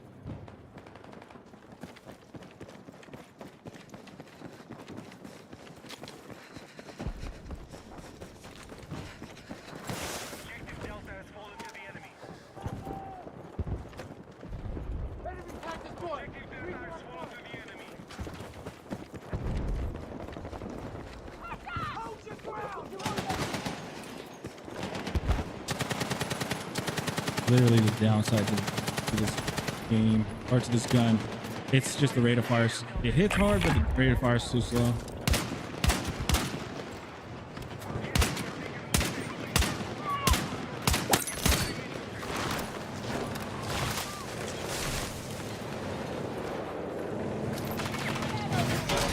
That's the only problem I have.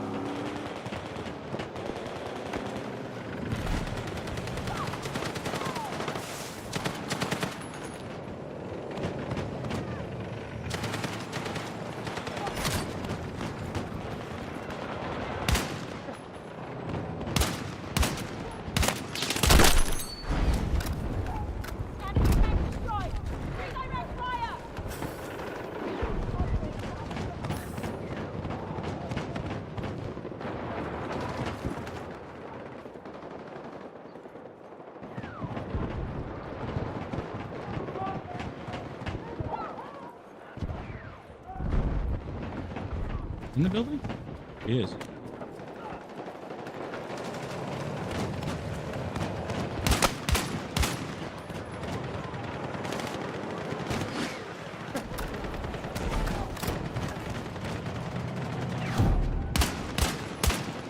Oh, I thought that was a teammate.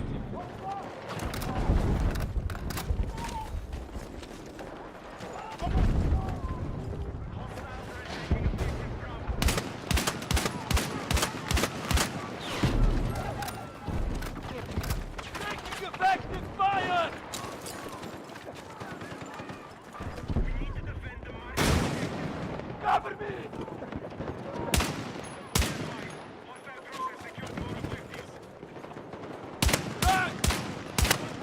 95. 95. Here's some ammo for you. Got ammo for you. Move down, rocket. Man down.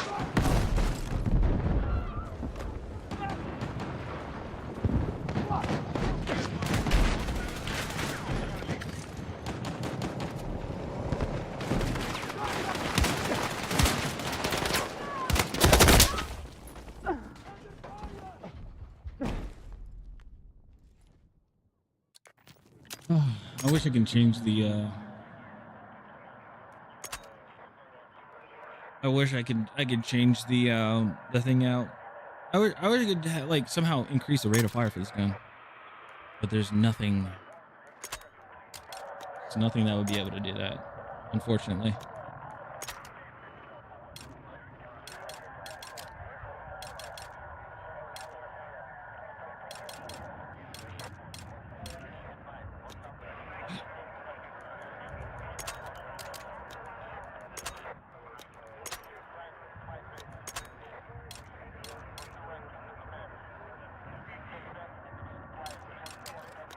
Again, hard-hitting gun, but it's just there's no.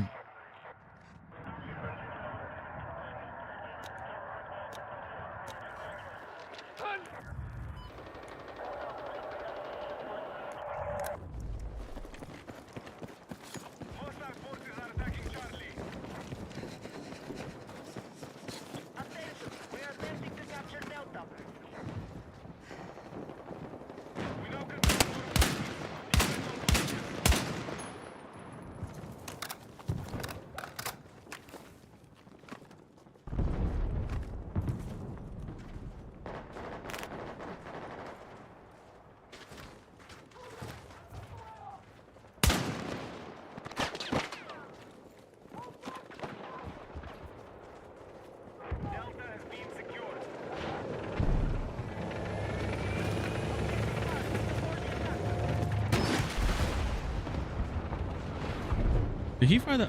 I don't know if you fired it up or.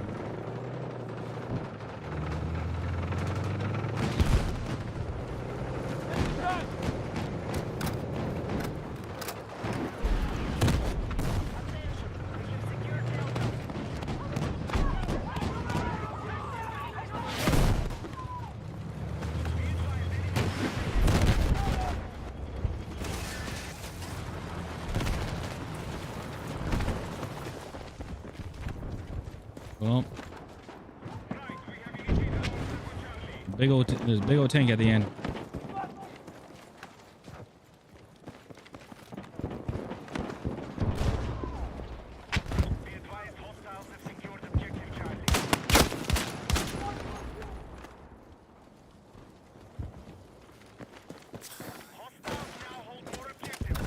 I have nothing to.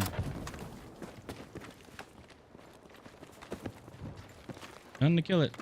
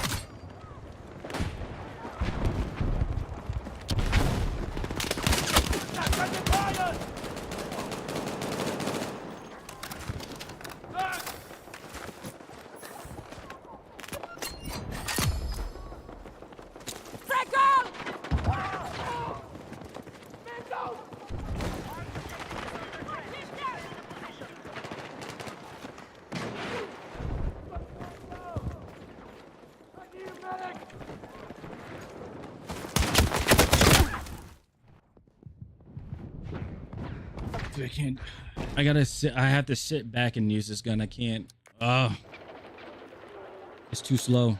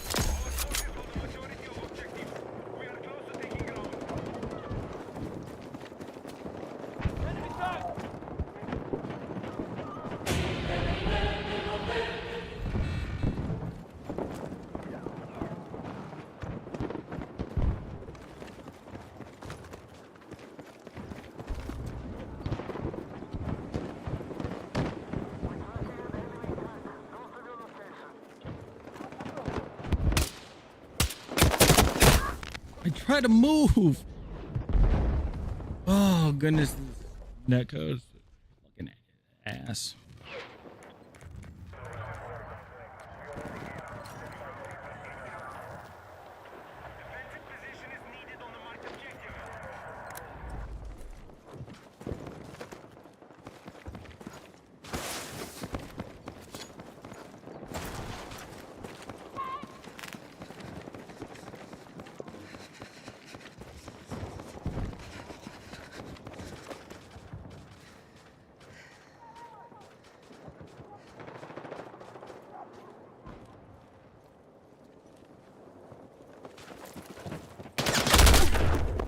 He's in our spawn.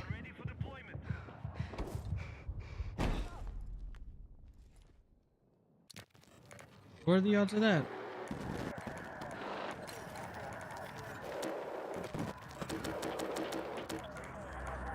Okay, I'm just gonna put Oh, yep, it's gonna put me way the hell over here. Be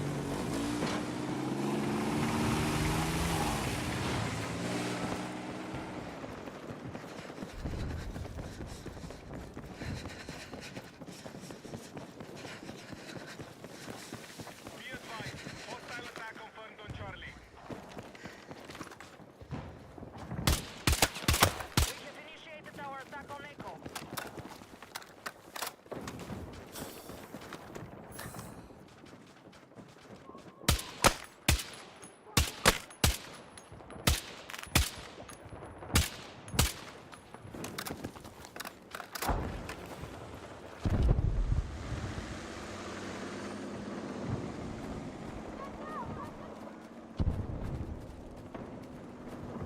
We're attempting to capture Delta. Definitely a gun for killing bots.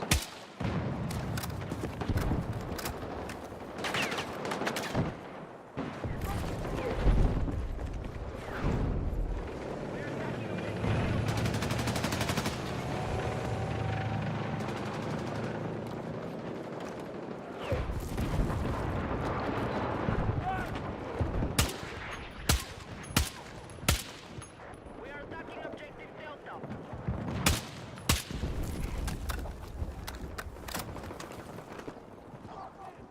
Attention. Move to attack the marked objective.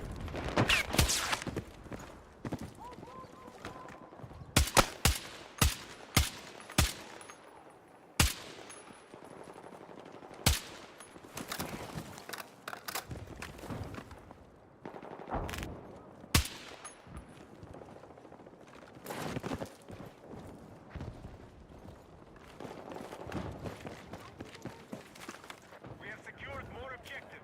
Feels like I have to get headshots in this. Like, I have to get headshots using this gun in order to be like successful, because Hostile attack confirmed on Echo.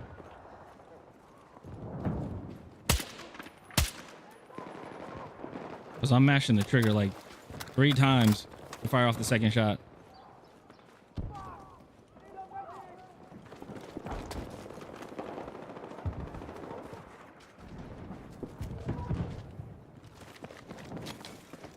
It's not fun.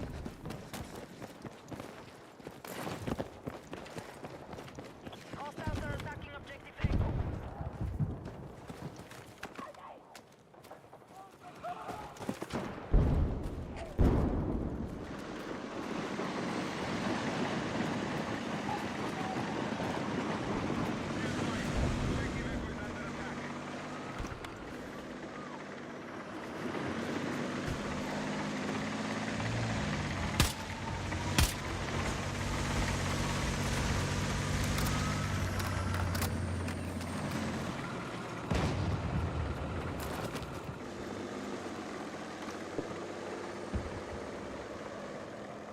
The enemy have secured more objectives. Let's strike back. What?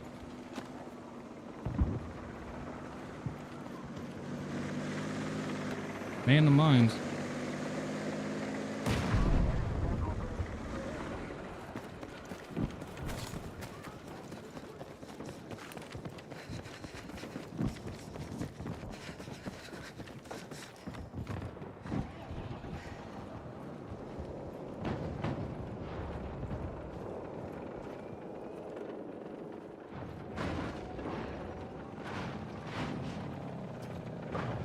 Battlefield is almost under enemy control. Break their hold on objectives. Yeah, I'm gonna play Hagenthal after this. All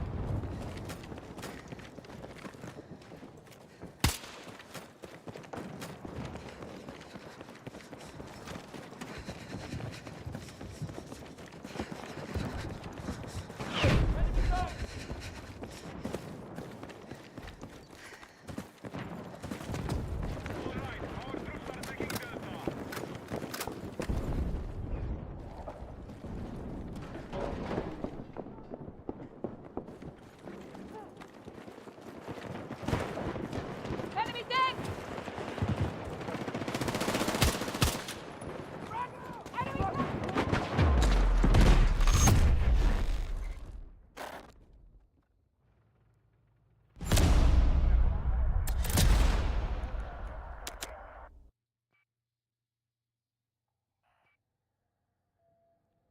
Oh,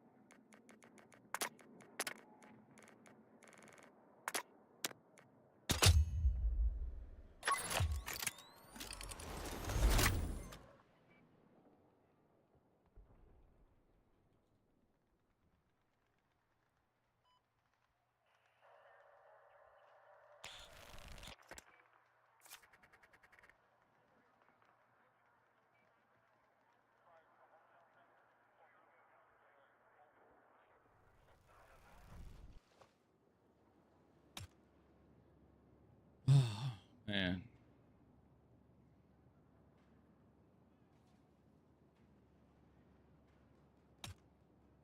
The first war movie I ever watched was American Sniper. First one you ever watched? It's crazy.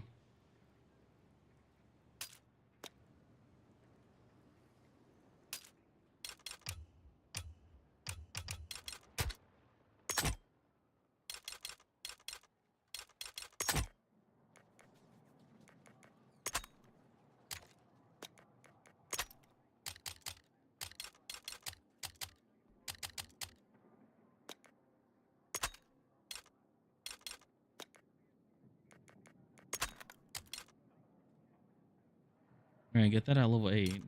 Okay.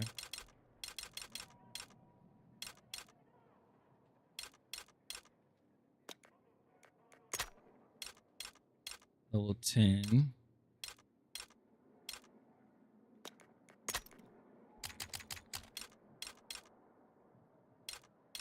14.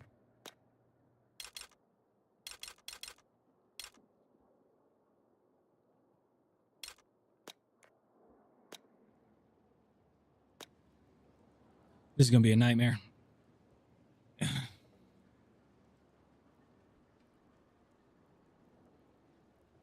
Oh, look at that.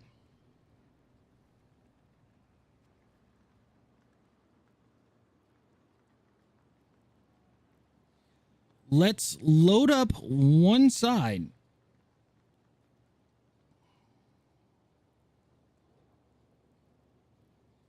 And now we got the bots.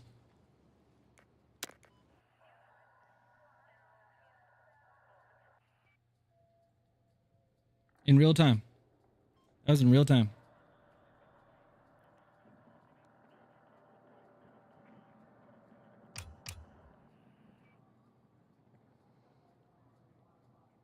Gotta love it. Gotta love it.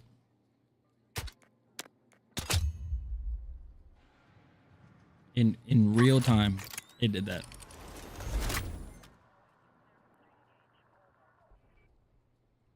It's gonna throw me back into that match.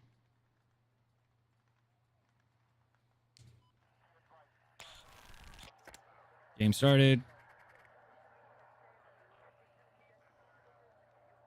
So that is insane.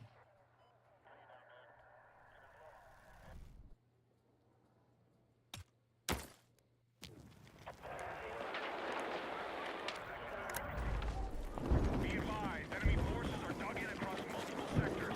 Break their defenses and secure all territory. Move out. Watch out! Enemies nearby! Hey, I'm here!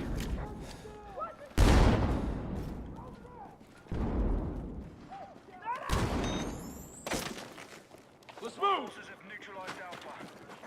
Here's some ammo for you!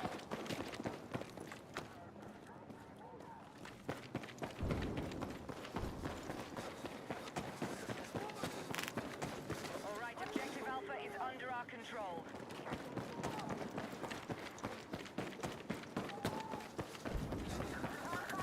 Got spare ammo!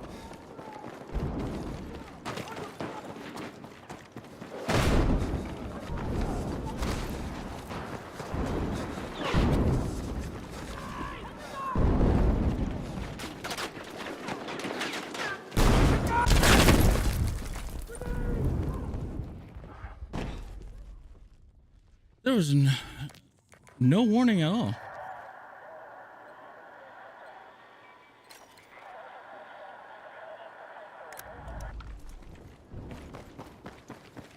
Yeah, there's no warning at all. It just exploded.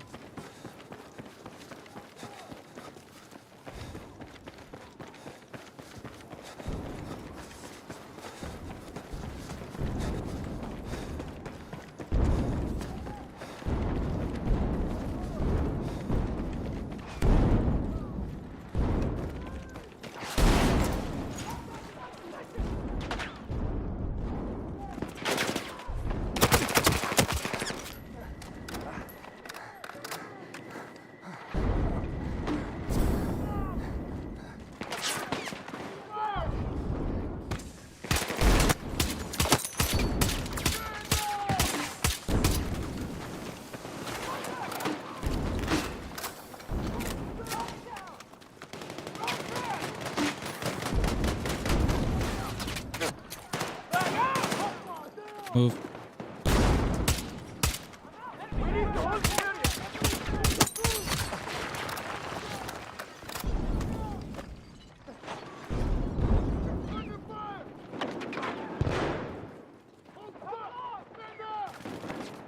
Objective Bravo neutralized.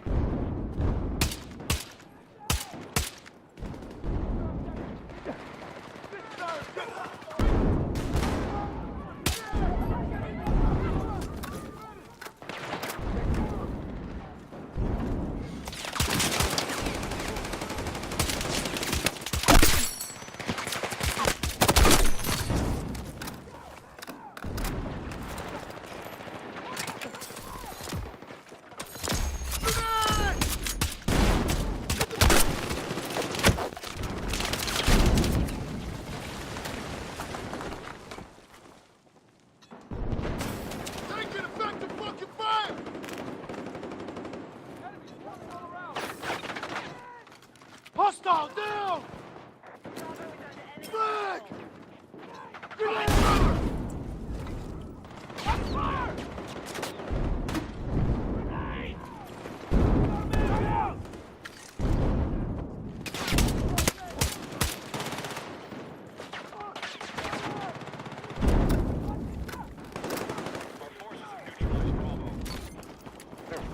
I'm here! I need a medic!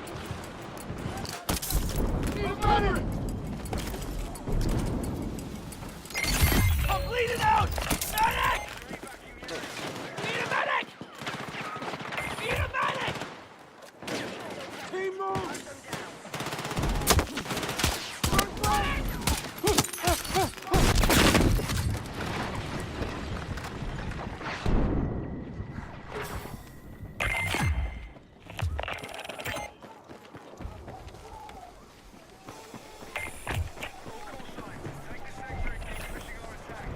I got killed. I got hit before the person even turned the corner.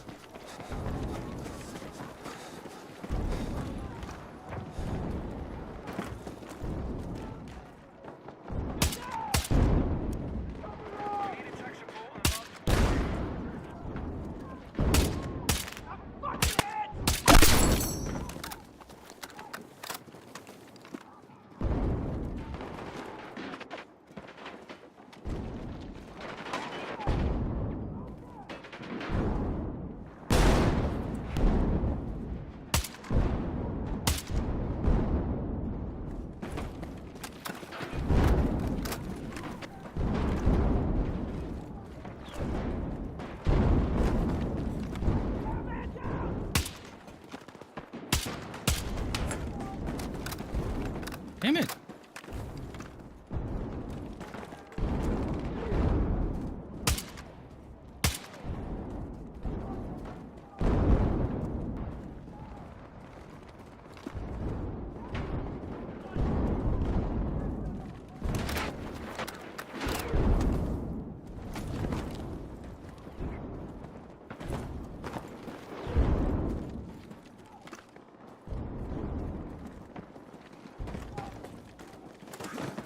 Ah.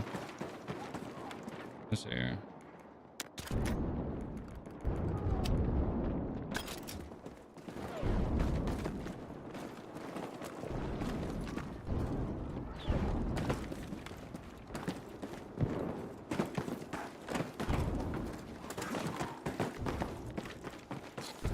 Hit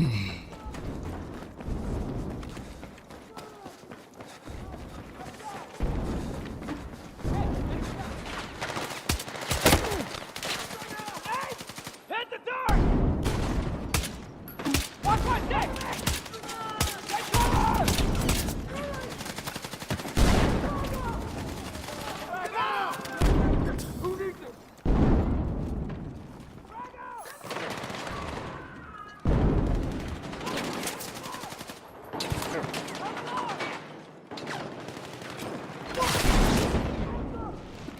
Grenade! Right in the door!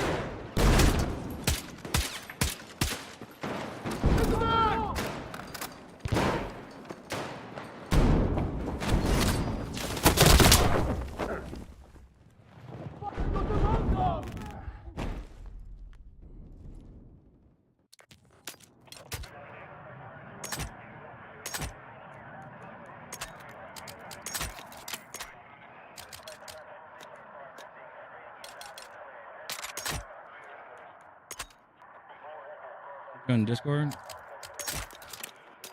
Nice. I haven't really done much with that Discord, honestly.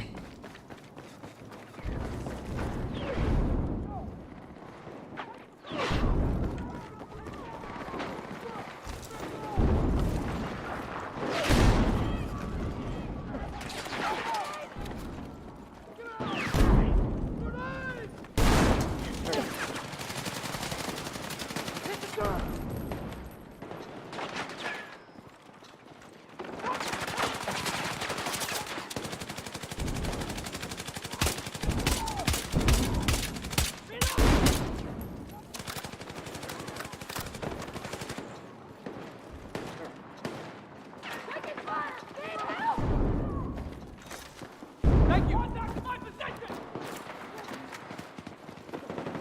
Hey! Get down! Be advised, we're taking casualties.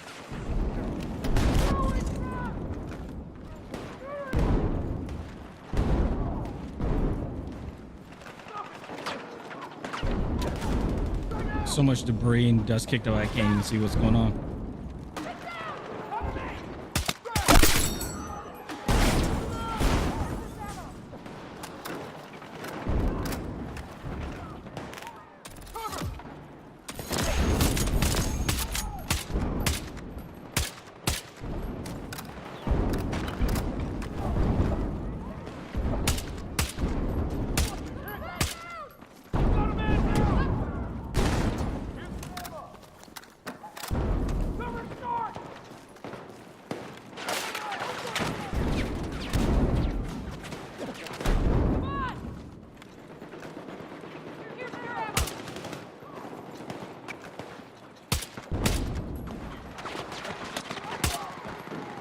This is when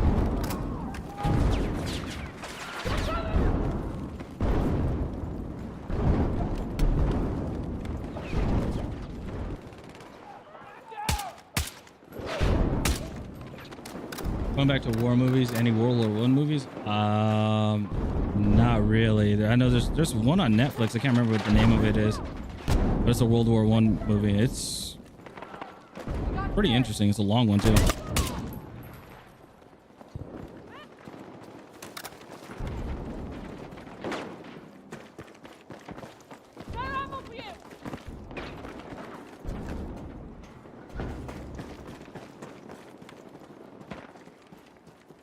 All Quiet on Western. Yeah, that's the only World War One movie I know.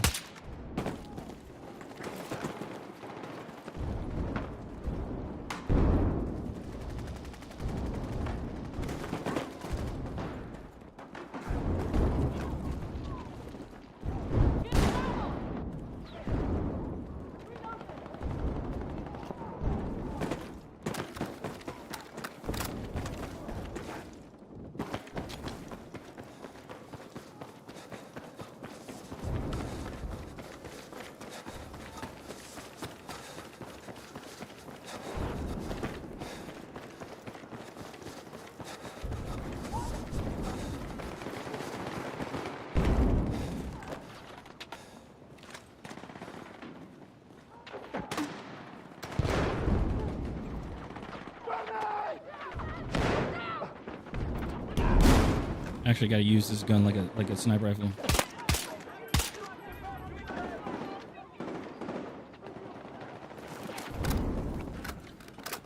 Unfortunate. Be advised, trip strength's down to 50%.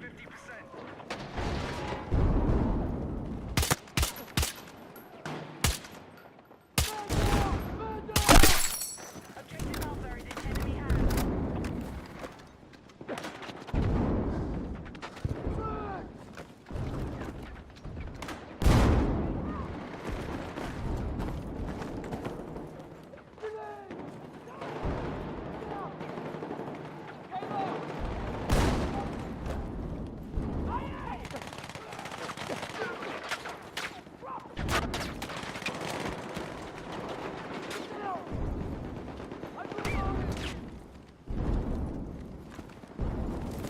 Can't even see in the smoke, damn it.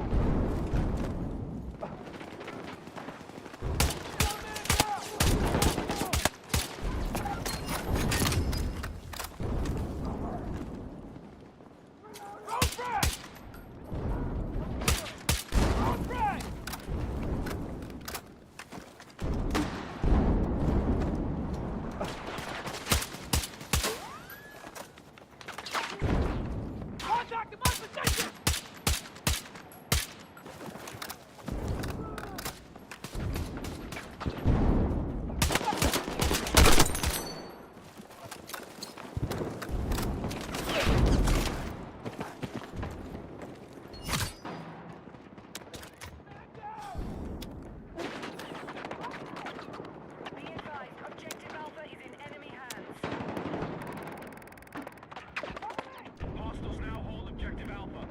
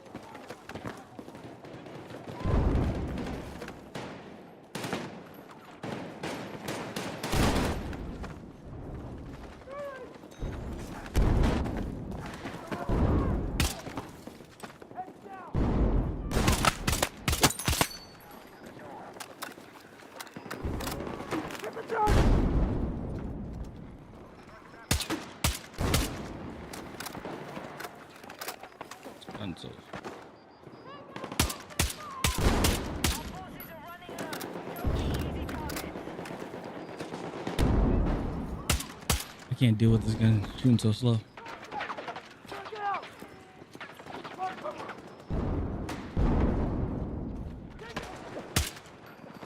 I feel like you get one shot off and the sniper just take your head off.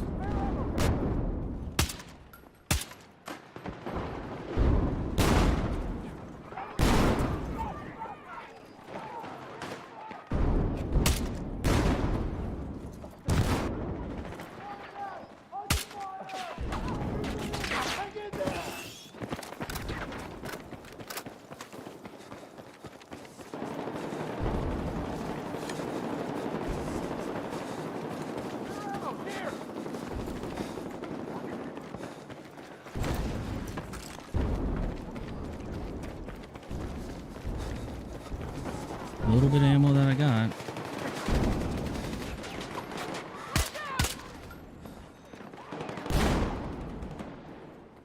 Maybe it's the kick up. I don't know. Like the recoil.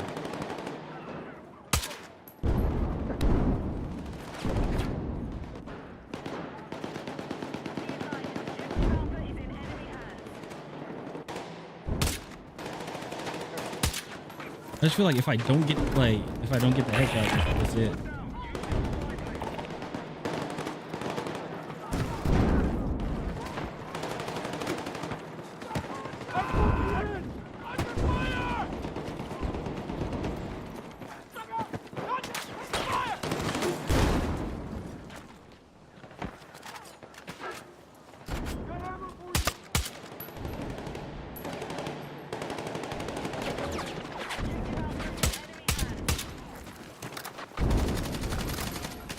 Do I play fantasy? No, I don't.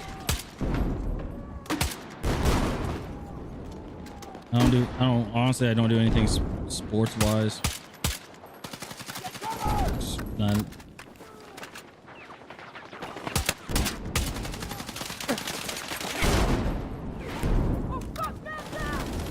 I'm bleeding out!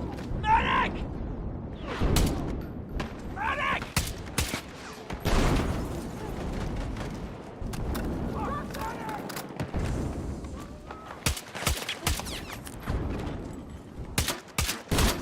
Need a medic!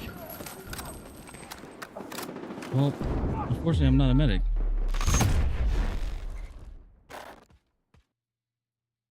I'm not a medic.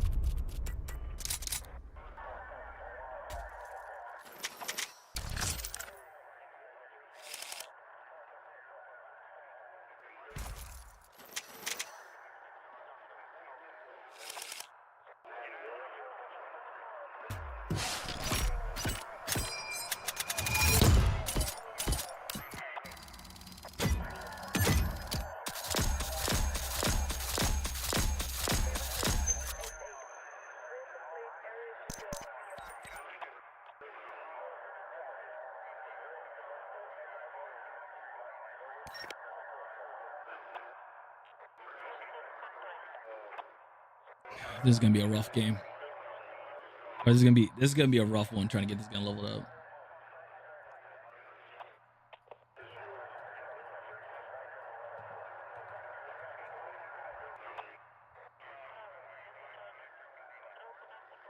It's gonna take a while, like, because it's a 2-shot counter sniper. But the thing is, it takes so long.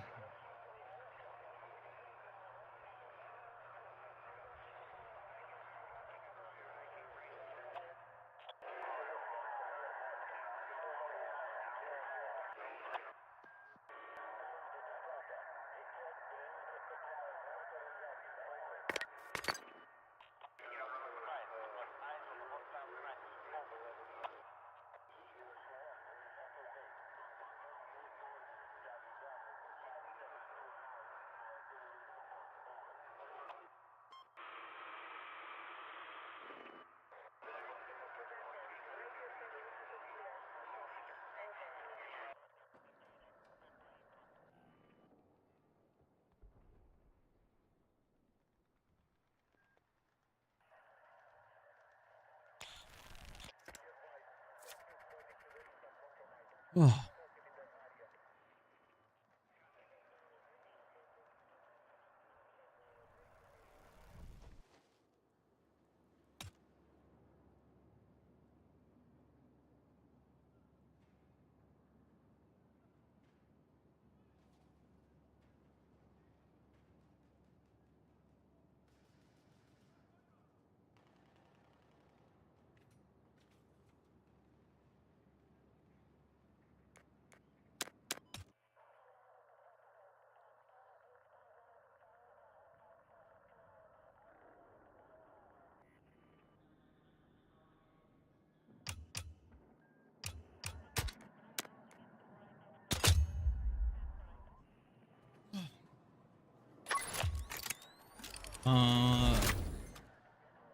What happened?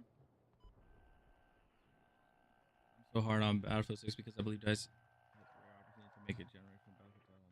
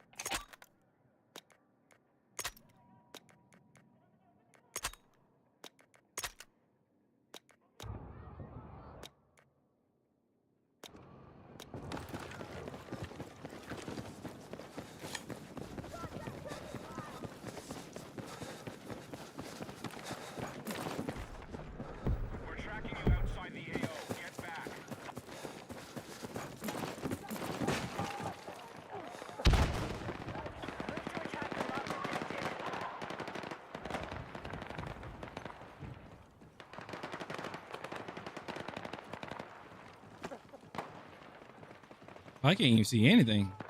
It's so bright.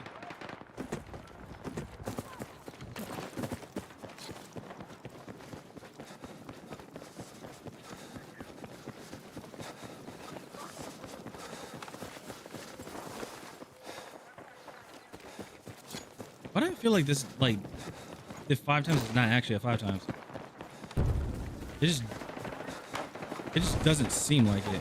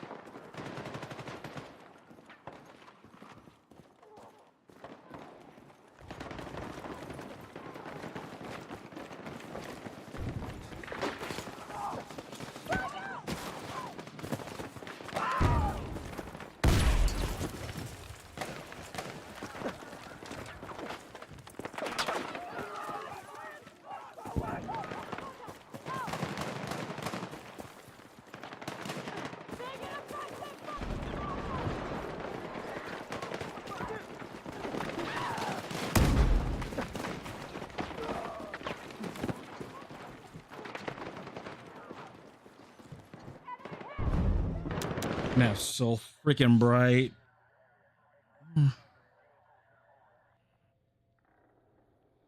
I'm just play hanging tall. Screw it. I'm just gonna play hanging tall base.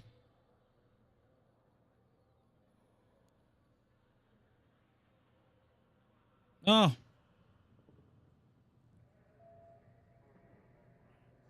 Black screen.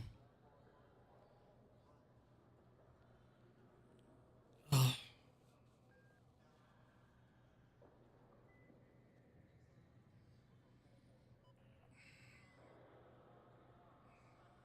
Give me a second.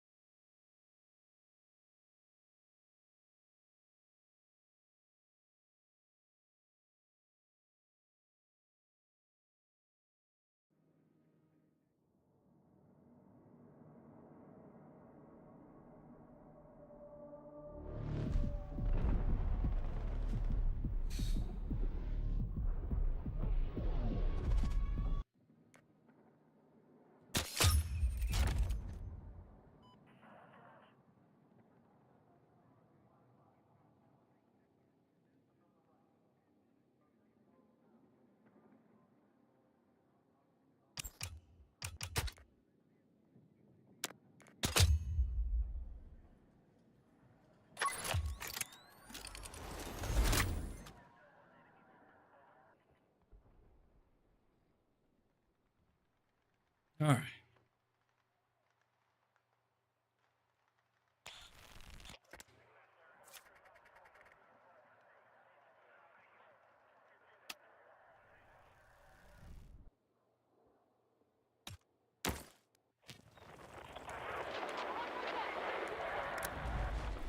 Be advised, enemy forces are dug in across multiple sectors. Break their defenses and secure all territory. Move out. It's gonna be one of those games.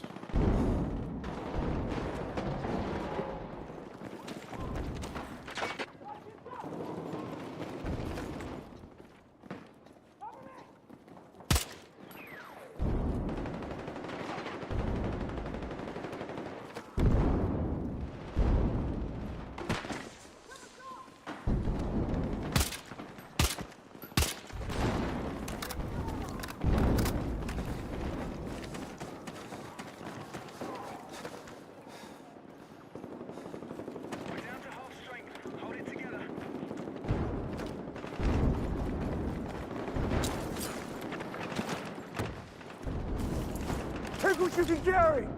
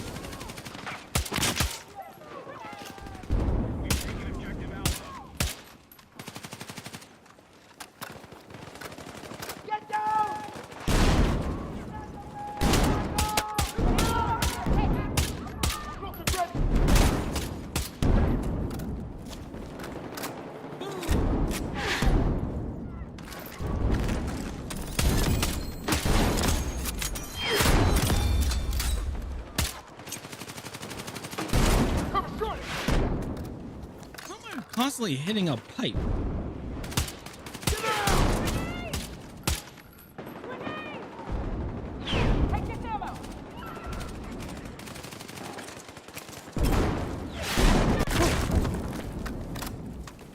That's the part I don't get. How the hell am I?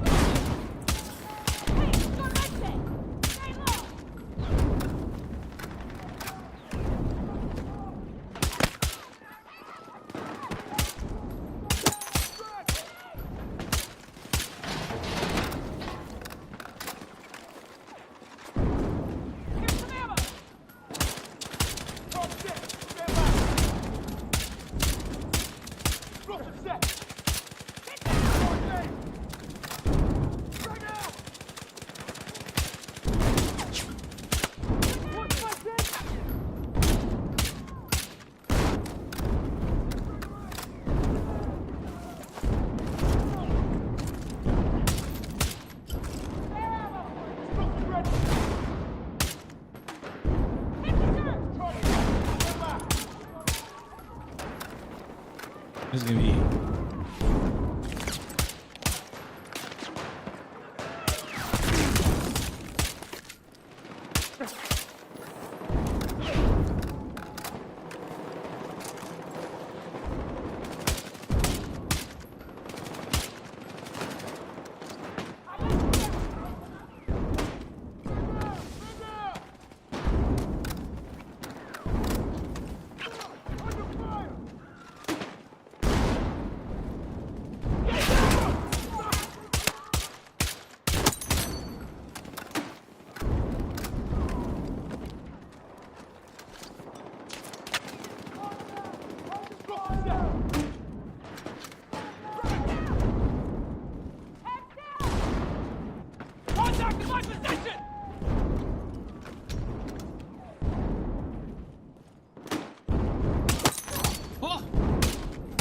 That was random.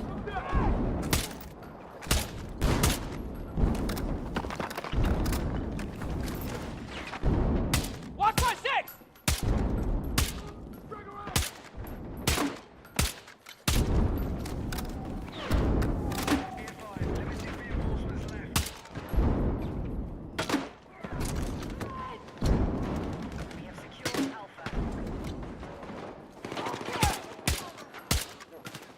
You know, to be honest, I'd rather like sacrifice some of the damage of this gun for more rate of fire.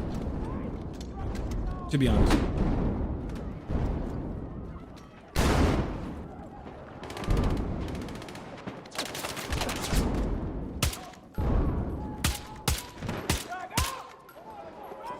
Take the damage down just a bit, just so I can have rate of fire, higher rate of fire. Cause this is not helping.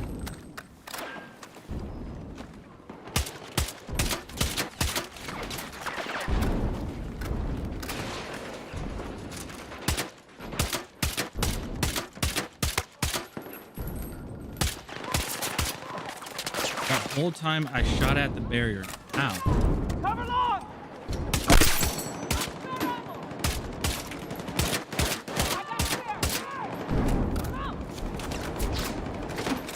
Watch my six! Get down!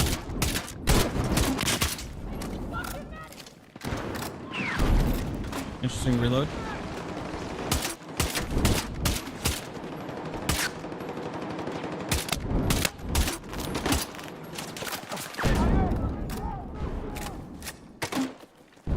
Oh, I found a bug. Oh.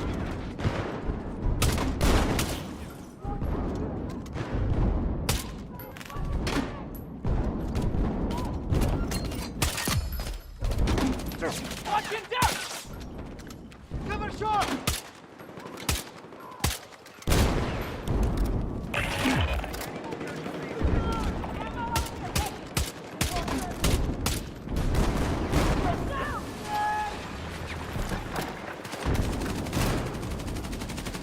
Cover short! Man down! Man down!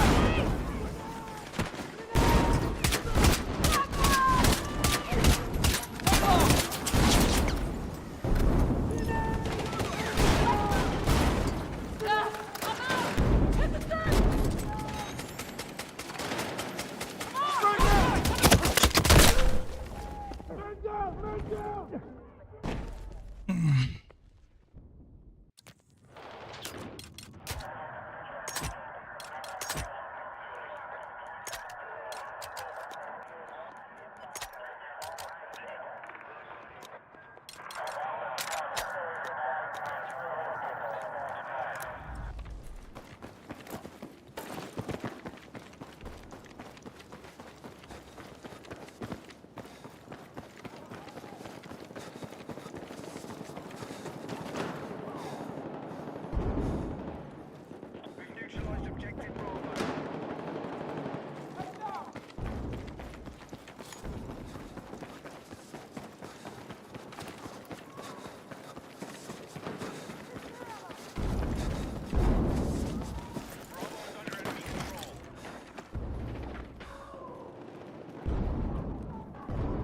Objective Bravo captured by hostiles.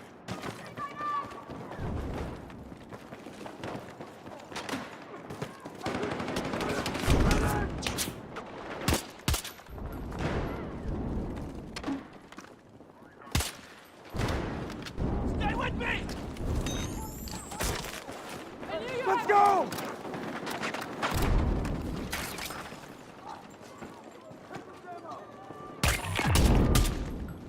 I can't even see that.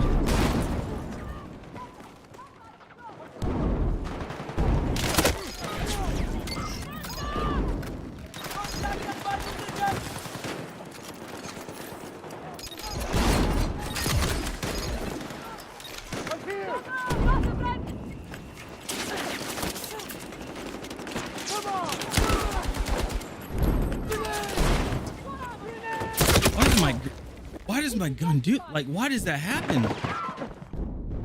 Why does the grenade do that? I hold down the bumper to hold the grenade, and it just immediately throws it. I'm holding down the bumper. I'm pressing and holding down the bumper, and it's just like nope.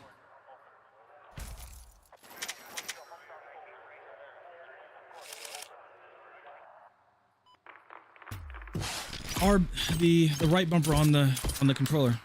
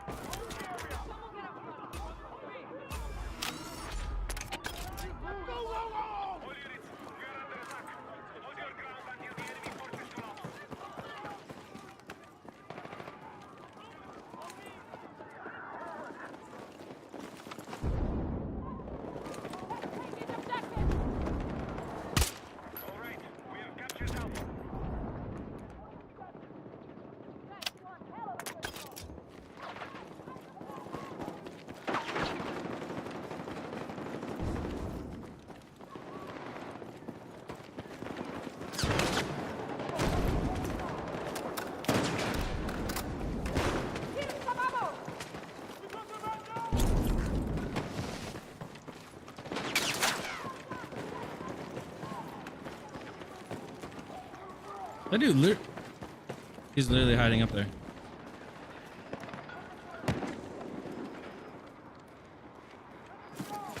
Grab what you can.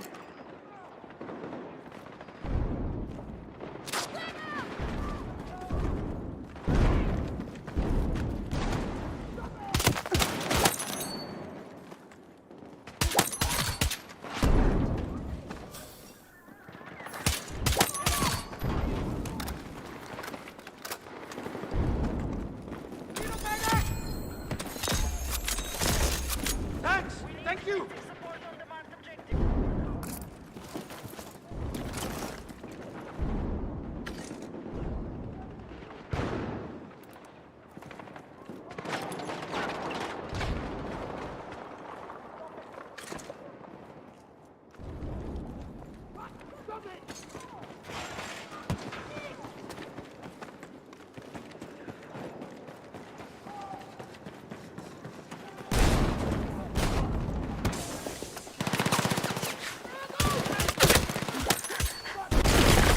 Grenade.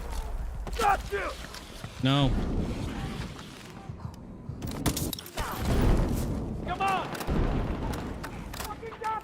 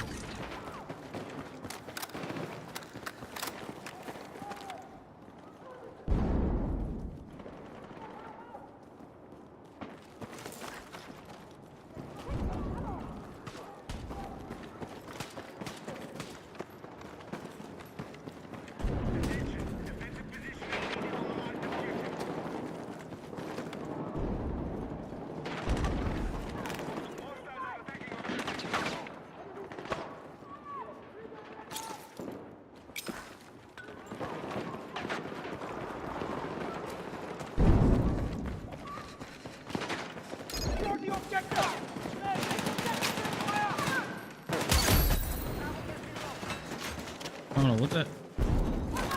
What's that? The packet burst.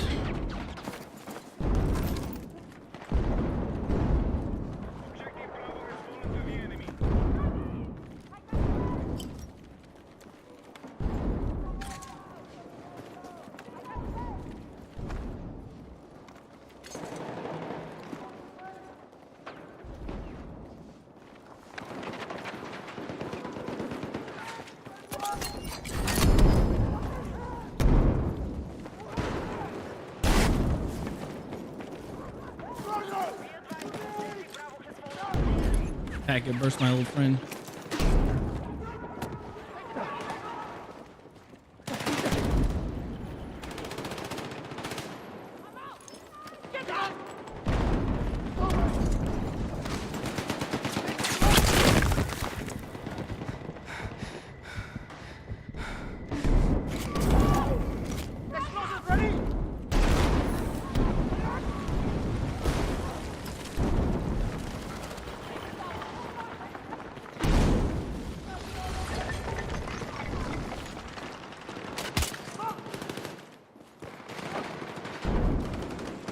sorry, are we defending or attacking?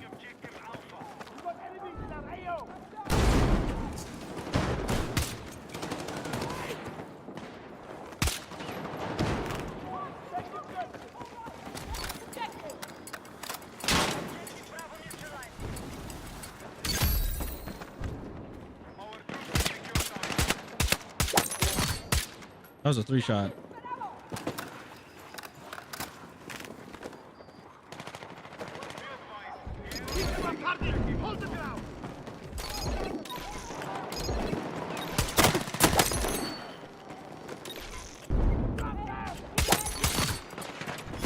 Decap.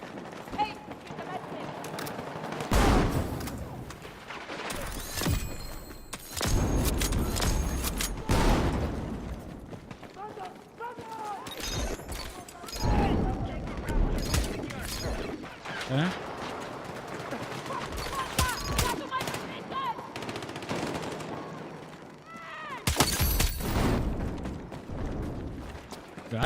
I cannot land shots in my life.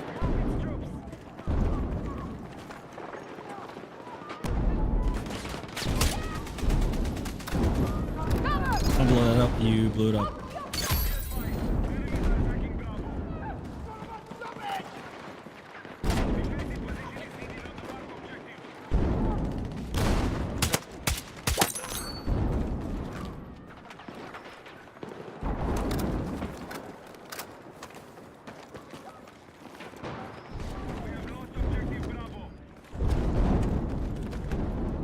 So it's like you gotta be patient in between shots, and I don't like that because you can't really do that with this game,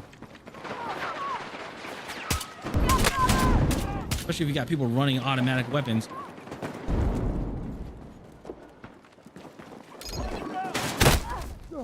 Say it with your chest.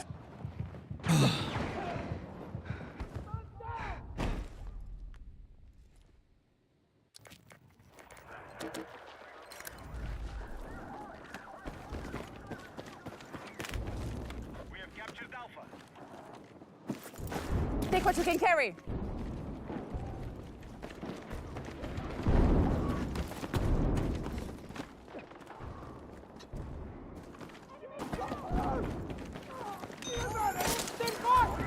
Gracias.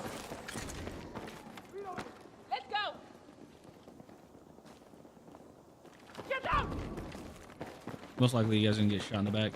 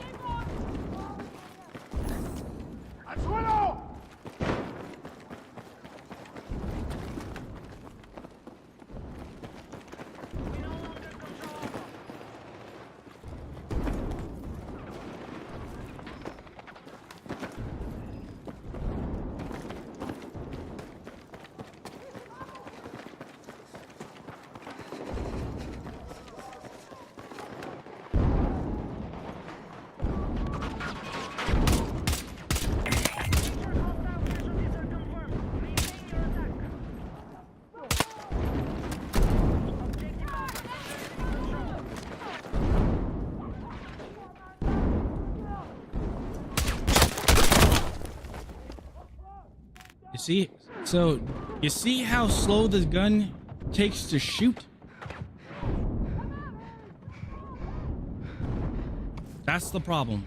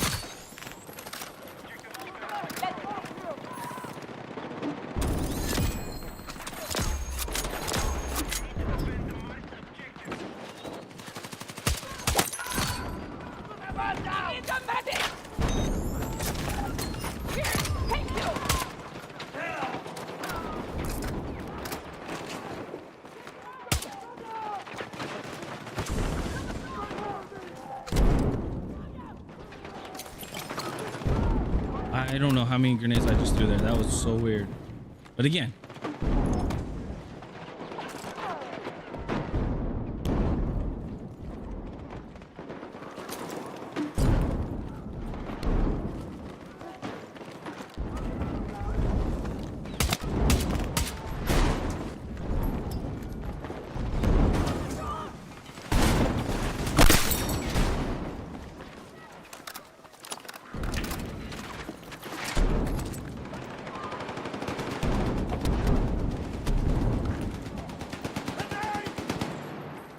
they didn't do a damn thing.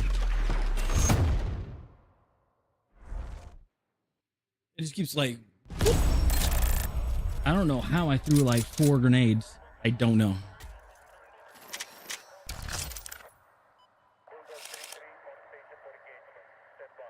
But it was like,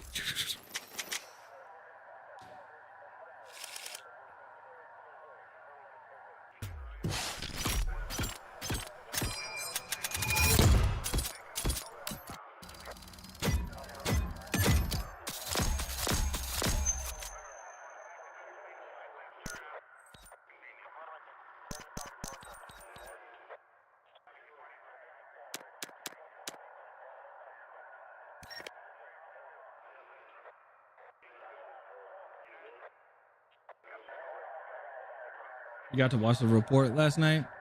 It's fine. Good movie.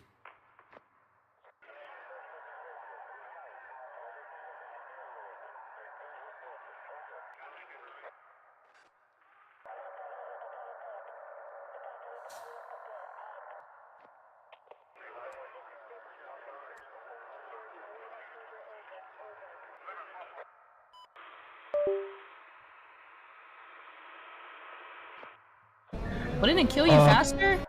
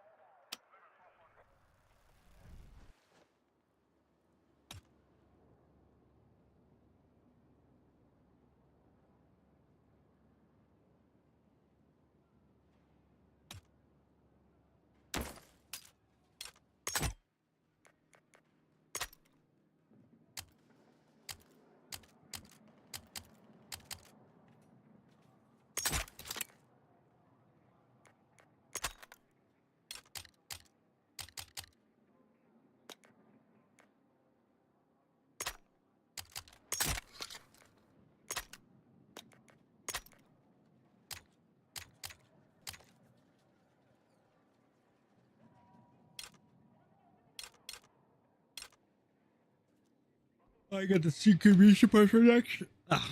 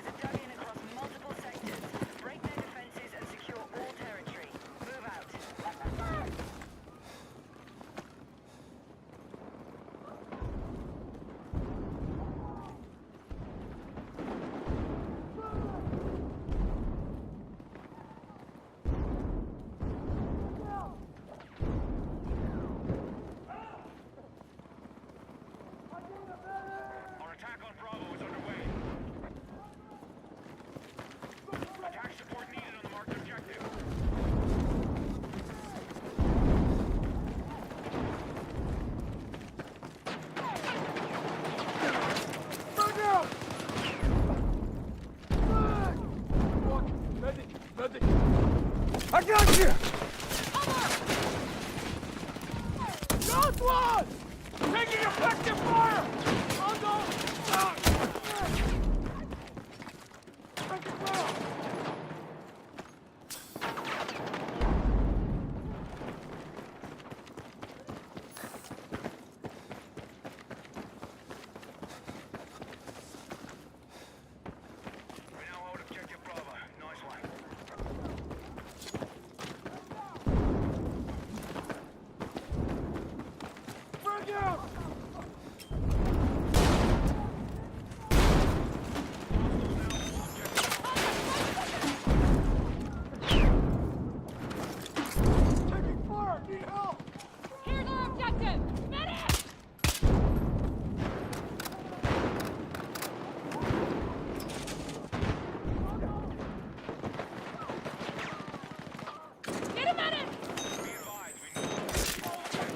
Come on!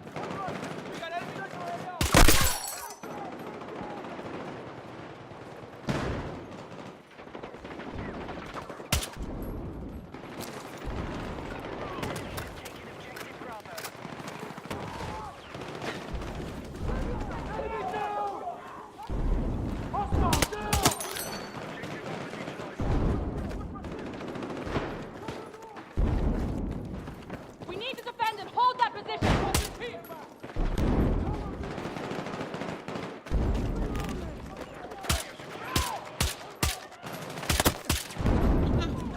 You gotta be kidding me. Really?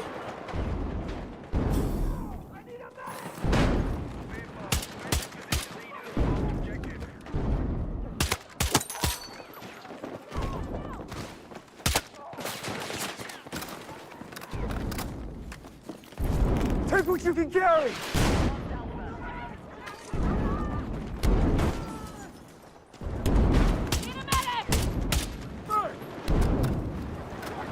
I got you!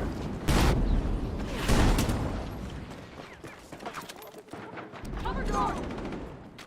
Your lifesaver! Watch out! Enemies nearby! Contact! Stay with me! Man down! Man down!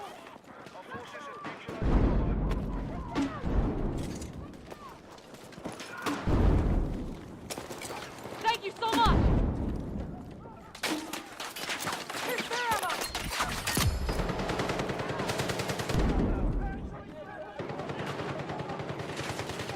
So it wasn't the grenade that got the kill, it was fire. Heads up! Hostile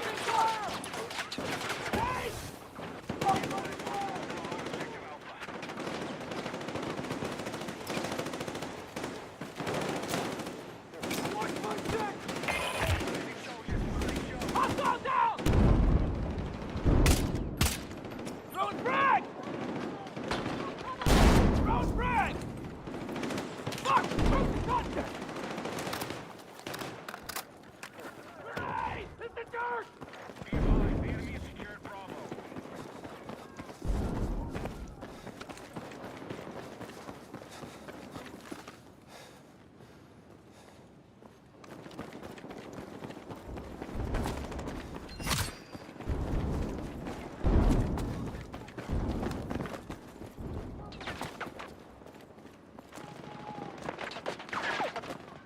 City boy! City boy!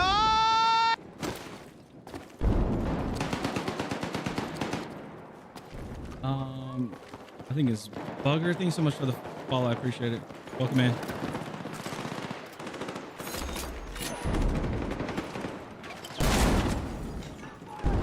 Sorry, the game's boring. Can't really can't do anything with this gun, really. It's one of those, like, you have to sit back and shoot.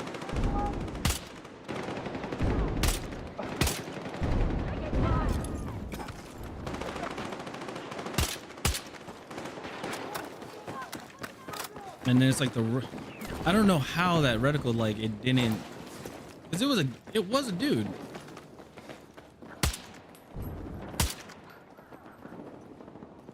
That was the thing.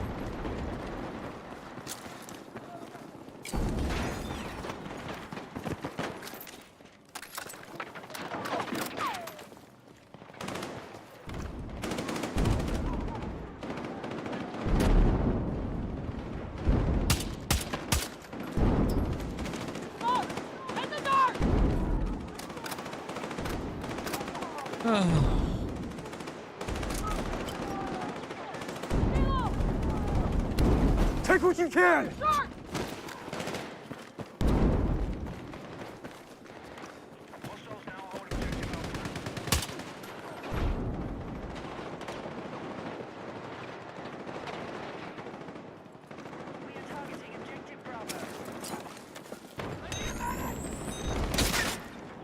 Let's move!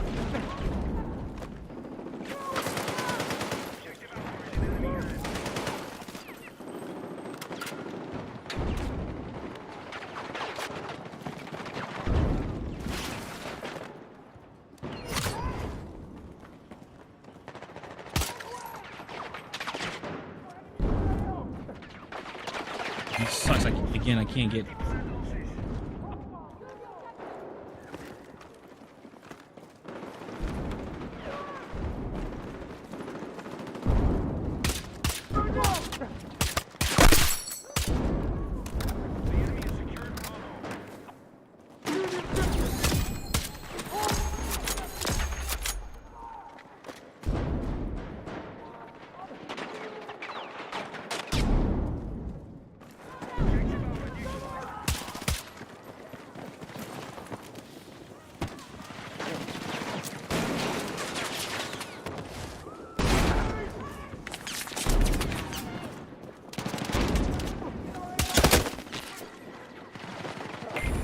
I don't have a teammate near me.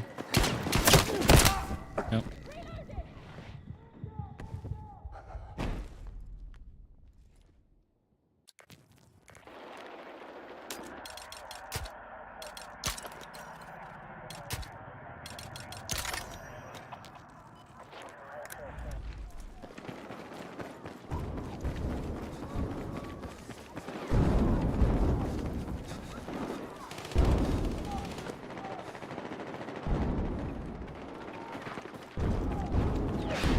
Heading out in a bit. All right, man. Have a good one.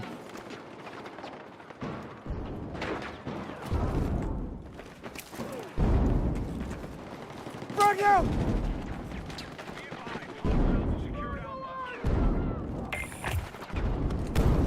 Frag out!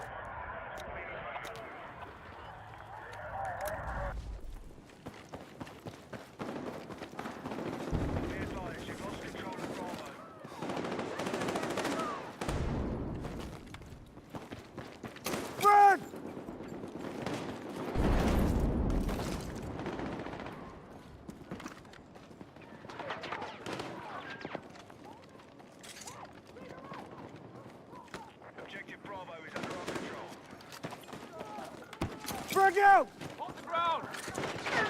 Head down! Ammo over here! Take it!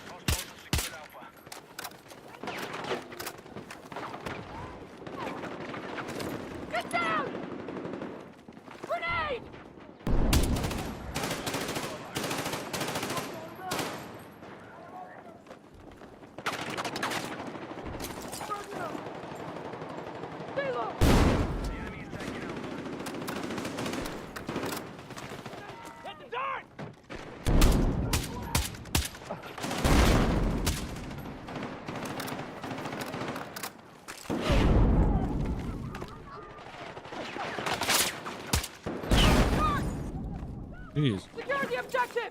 Grab what you can! Heads up, hostiles in close!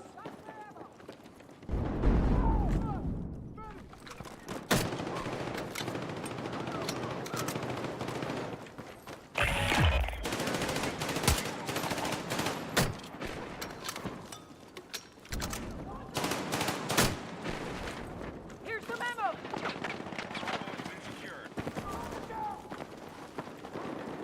Our forces have neutralized Alpha.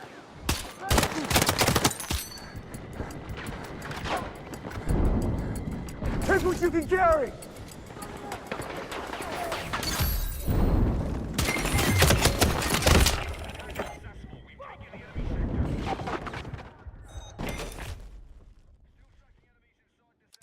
Wipe them out.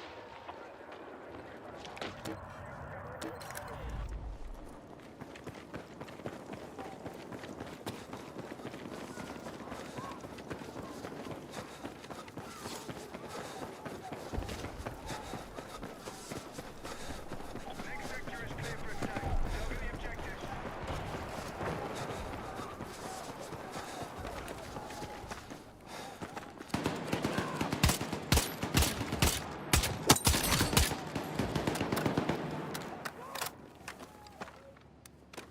Attack support on the marked objectives.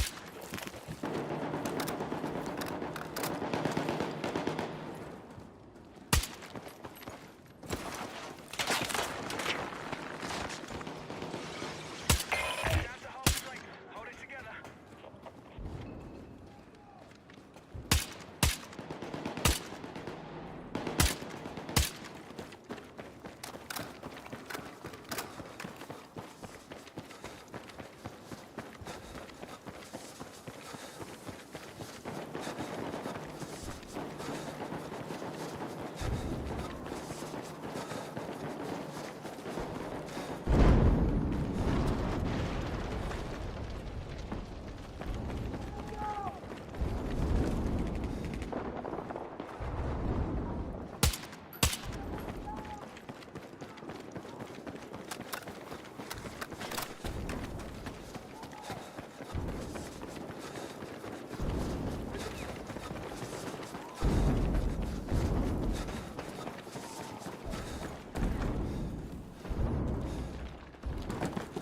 How's your next stream? Have a good day. Yeah, you too. Appreciate it. Thanks for stopping by.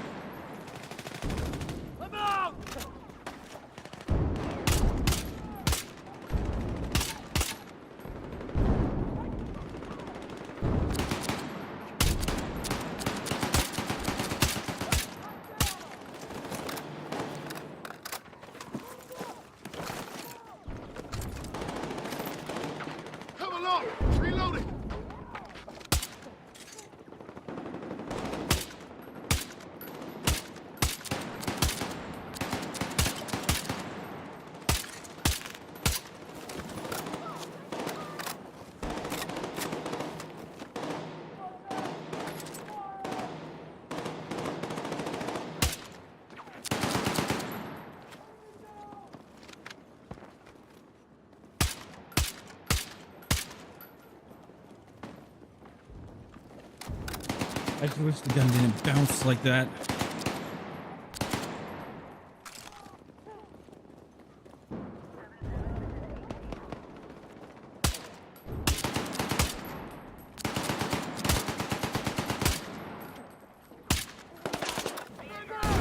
Literally, it's the M44 of DMRs.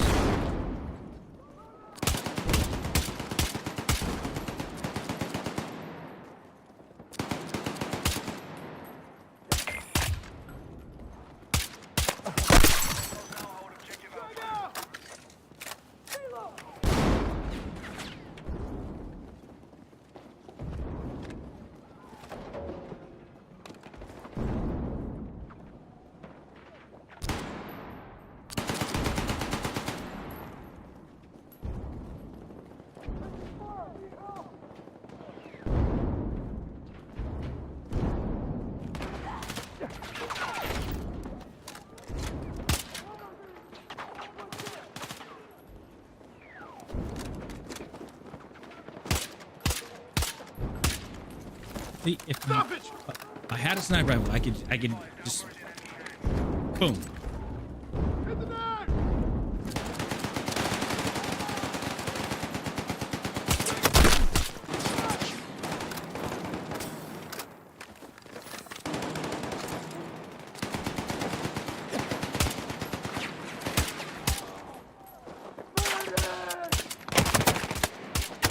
Really? Really? Packet loss? Wrong time.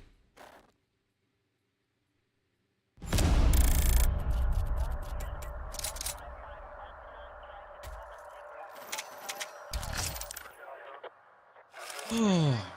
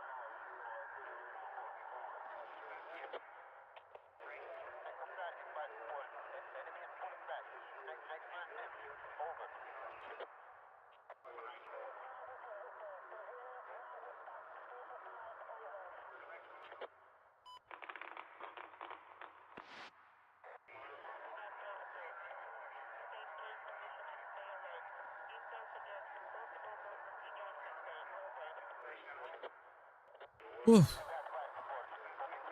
That was rough.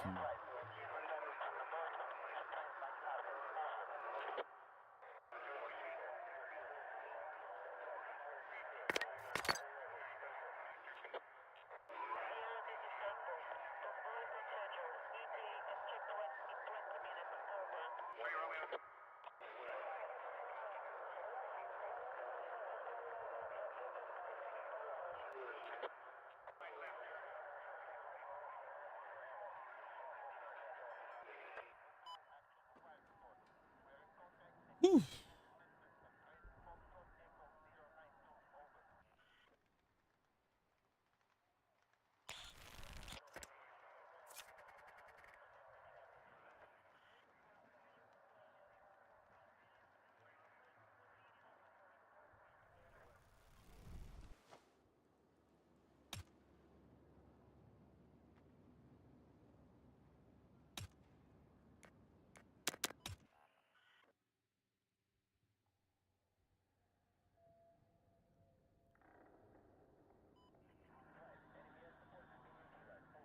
Boom, boom, boom, boom.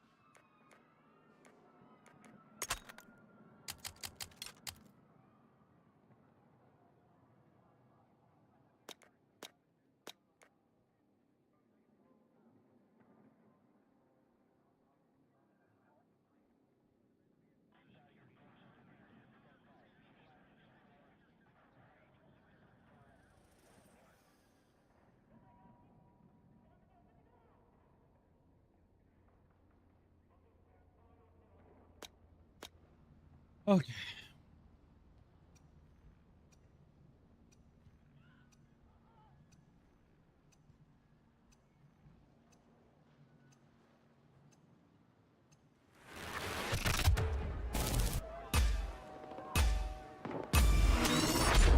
Go, go, go!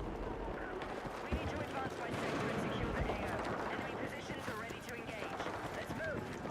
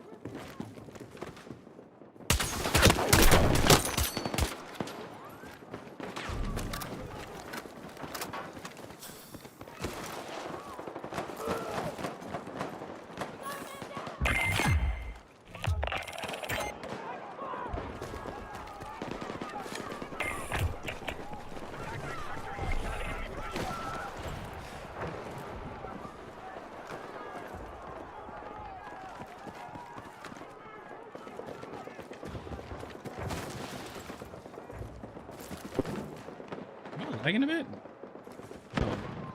Objective marked. We need you supporting the attack. Bravo's under enemy control.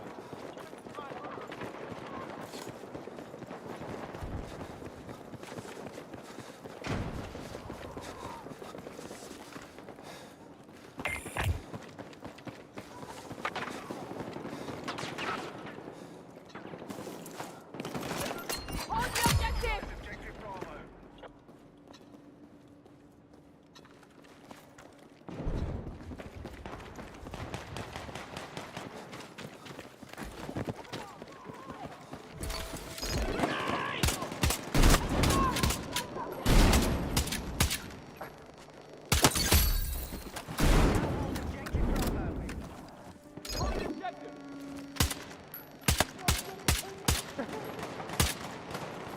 Oh my god.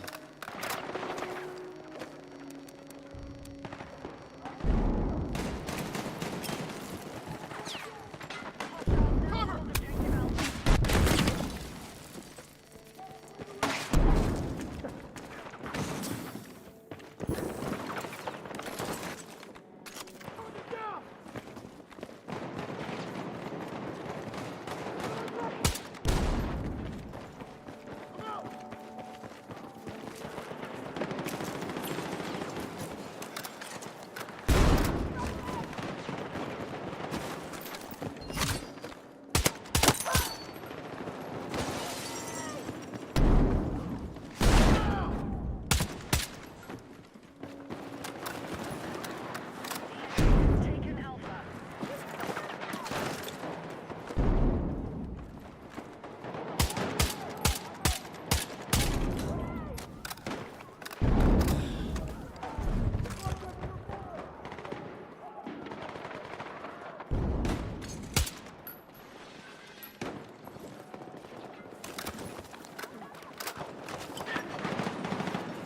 Run that point! Get moving! Objective Bravo is under our control.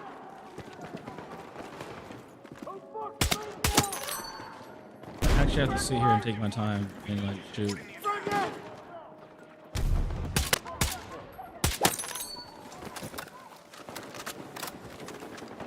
Cover long!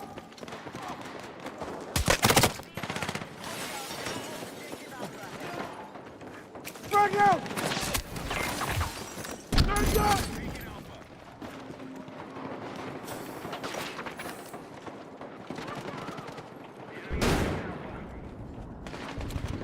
Contact! My position! Cover short!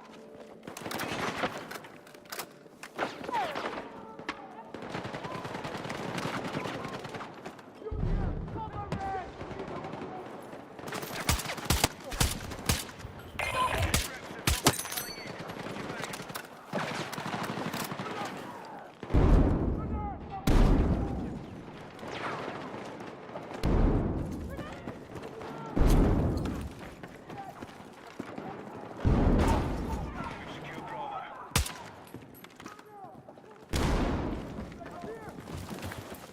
Grab what you can!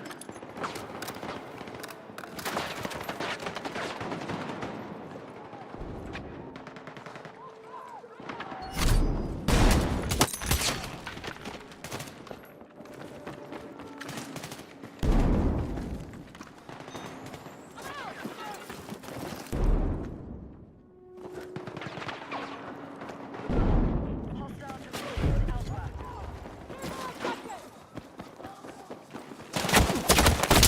We now hold objective Bravo.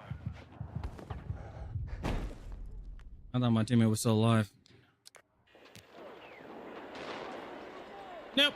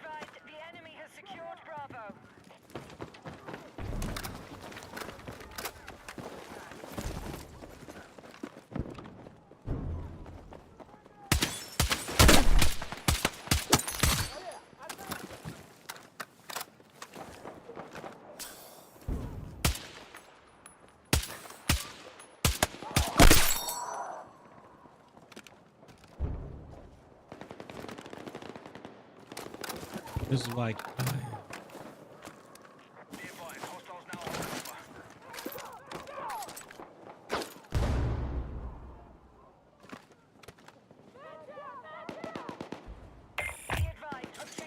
It was like tap, tap, tap, tap.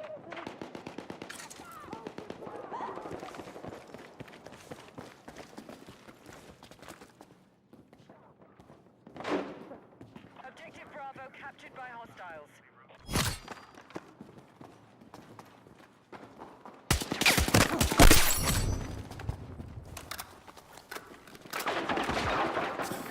Hostiles now hold Objective Alpha.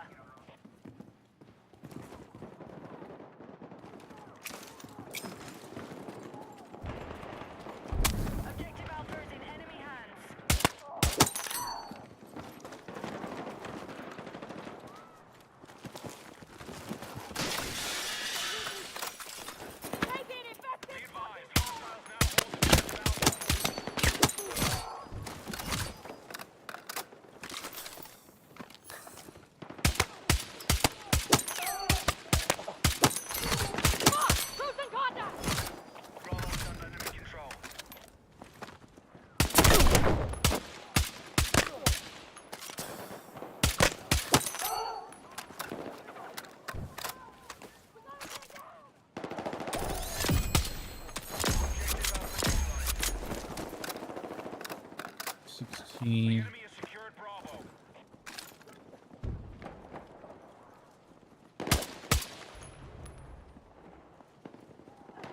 Objective Bravo captured by hostiles.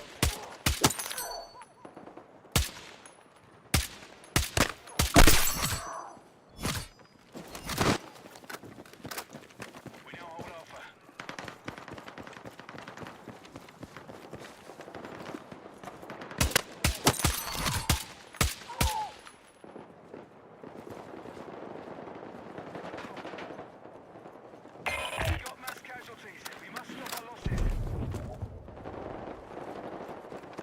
We have lost Alpha.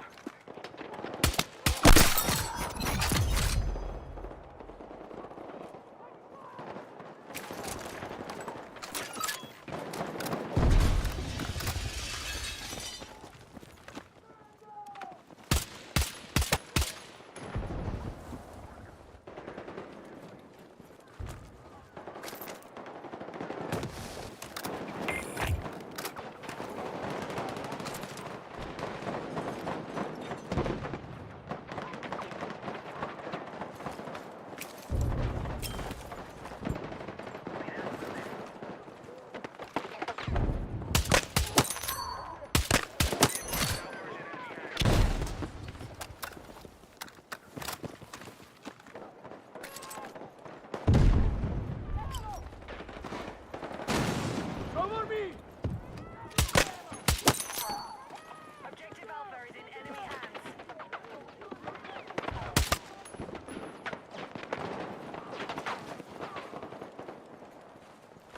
Hostiles now hold objective.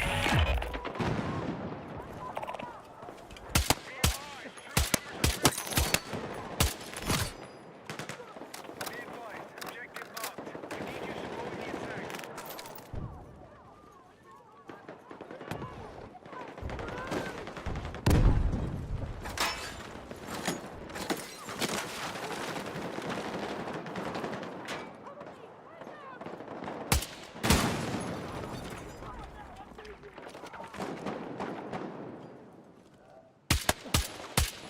Oh.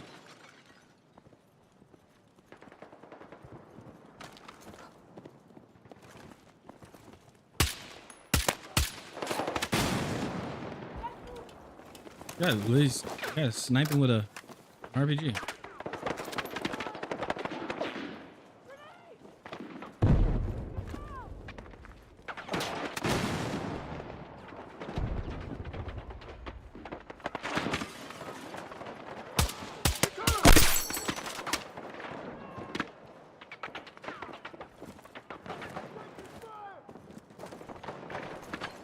Forces have neutralized Alpha. Target!